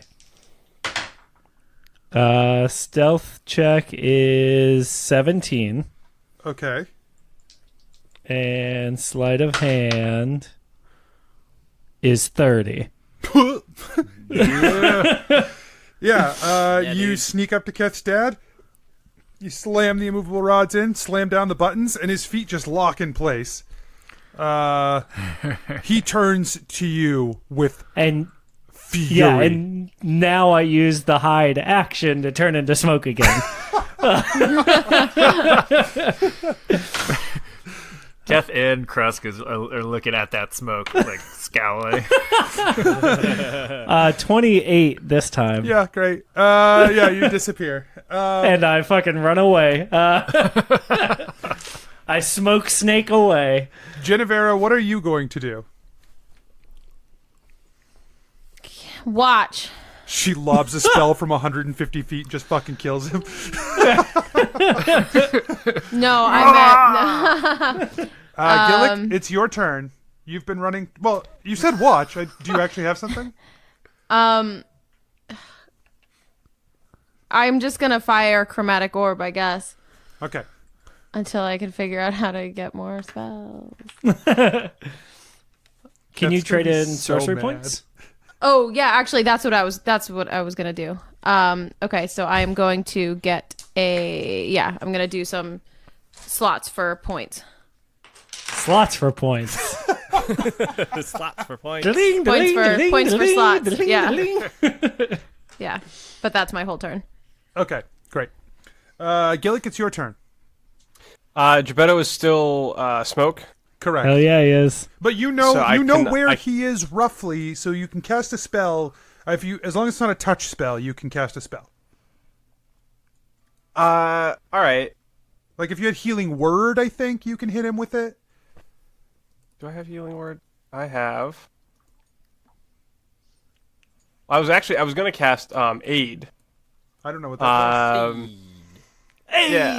I'm gonna say when you cast a spells that require you to uh, see Gebetto are fine because you can, like, you guys can communicate with each other in a way that you're sort of familiar enough with him. You know where he is, even if he's hidden. You can also cast it on Keth because Gebetto's going to run away. Right. So I'll cast it on Keth, Gebetto, and one more person. I can only cast it on one more person. And Not Krusk. not Krusk. Anyone else is It's a great. fair fight. Genevera and or Asher, who's hurting on hit points. I'm fine. I'm fine. Great. All right. Gebetto raises his hand. Right. A hand comes out of the smoke. Asher. So you guys all get 10 hit points added to your maximum. Okay. Dope. Are they like temporary hit points or whatever? So your maximum increases by 10, and your current hit points also increase by 10 for the duration. So just add 10. So Weird. It's like temporary hit Cool. points that That's- can be healed up. Cool. Yeah. I love that.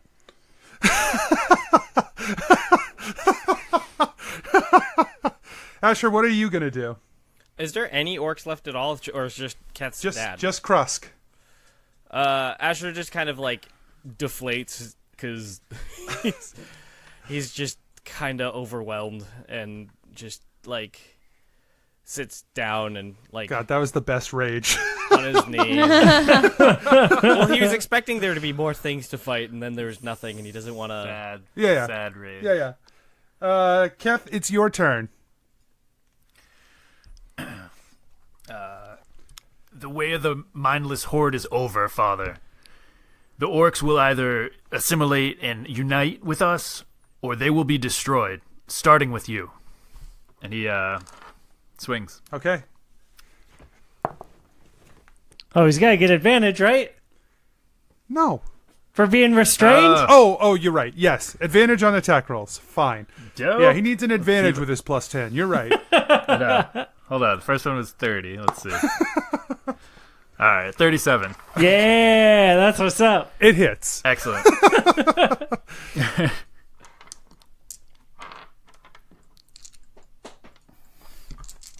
This is just so fun.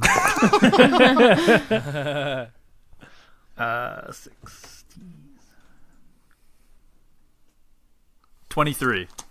It's a real rough strike. Keth attempts to. I'm trying to. Yeah. He fuck it.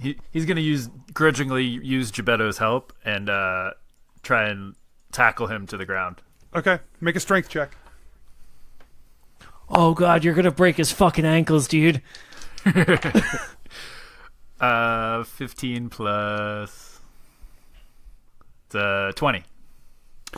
You try to tackle him, and he just shoves you off of him and maintains his footing. Fuck it. He just backswings at him with the With your bonus action? Yeah. And then he's going to action surge, just FYI. Okay, great. 33 to hit. Hits.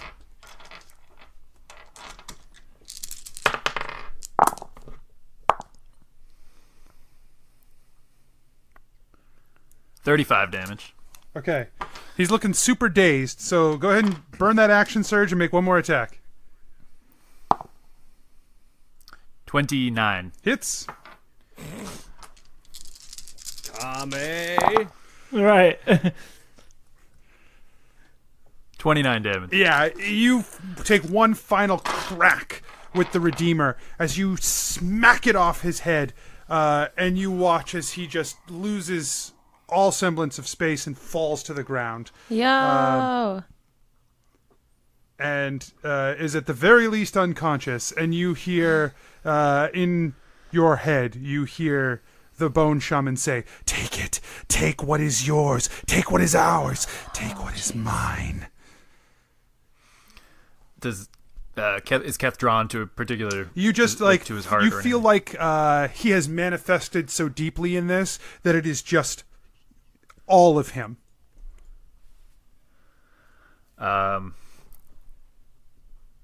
Keth just grabs either side of his head and just smashes it onto the ground. Yeah, you grab his head and smash it down onto the ground, and in your hands, he just crumbles to dust. His whole body just crumbles away to dust in front of you. And you... He just stands up and roars. Yeah, you roar out, and the Bone Shaman roars with you. Both of you are just... "Ah!" And then silence from the Bone Shaman.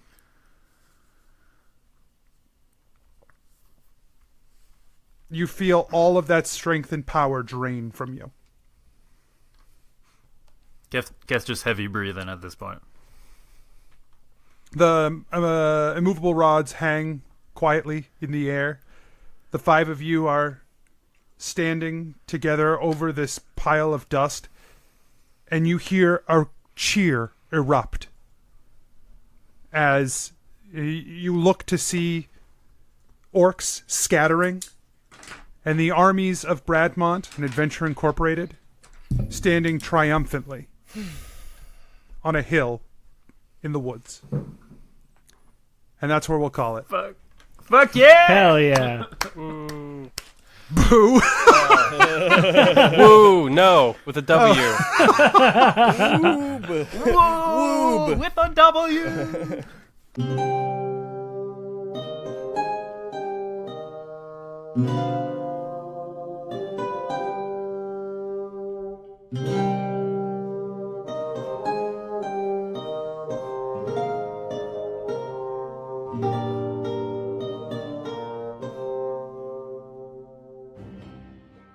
Hey adventurers, DM Anthony here again. I just want to remind you that there are lots of ways to support the show. Head on over to patreon.com/adventureinc. Tell your friends about the show. Rate and review us on iTunes or wherever you get your podcasts. Links and more can be found at adventureinc.podbean.com. Thanks everyone, we'll see you next week. Gebetto was riding me. Yeah, but Anthony said I didn't get hurt. Evasion baby. Well, he's an evasion baby, is what I'm trying to say. evasion baby. So we're Yeah, like that's- here. Okay, Okay, we want to be here. He was conceived to avoid something.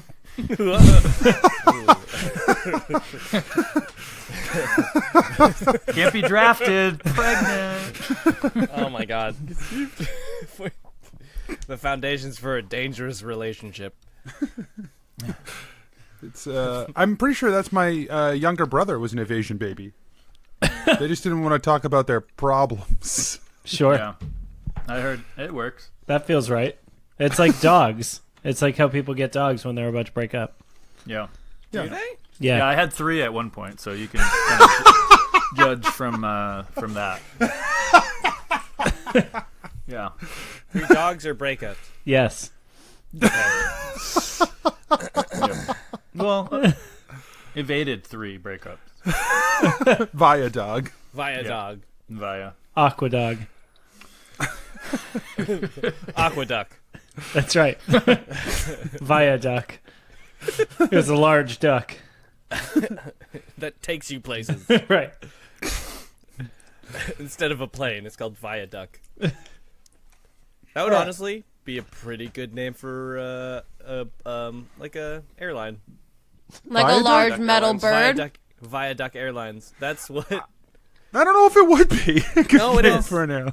Back me Okay. up. All right. Hey, Somebody all right. back me up. Yeah. Other Who than wants Virgin. to put money on that? Who wants to support Viaduct, the Dude, airline? Virgin is definitely better than Virgin Airlines. Yeah, better. You know who you know who flies on this? Virgins. I don't think that was their branding. Got but him. okay. Got Bunch him. of nerds. Bunch of nerds. Bunch of nerds. Got 'em. Book 'em, Dano. Kaboom. Boom roasted. That's why we get high fives when we enter a Virgin airline. Because they know. Oh, excuse me, first class. Right this way. I don't even know what that implies. I don't know. Sir, you can't come on this plane. No, I'm pretty sure I can. Heyo. Sorry. excuse Heyo. me. Oh, ah. Took me a hot sec. You didn't even like your own gross accidental pun. No. I did. Usually I don't like when it's an accident. Oh, That one, also an accident. All right. I didn't like it.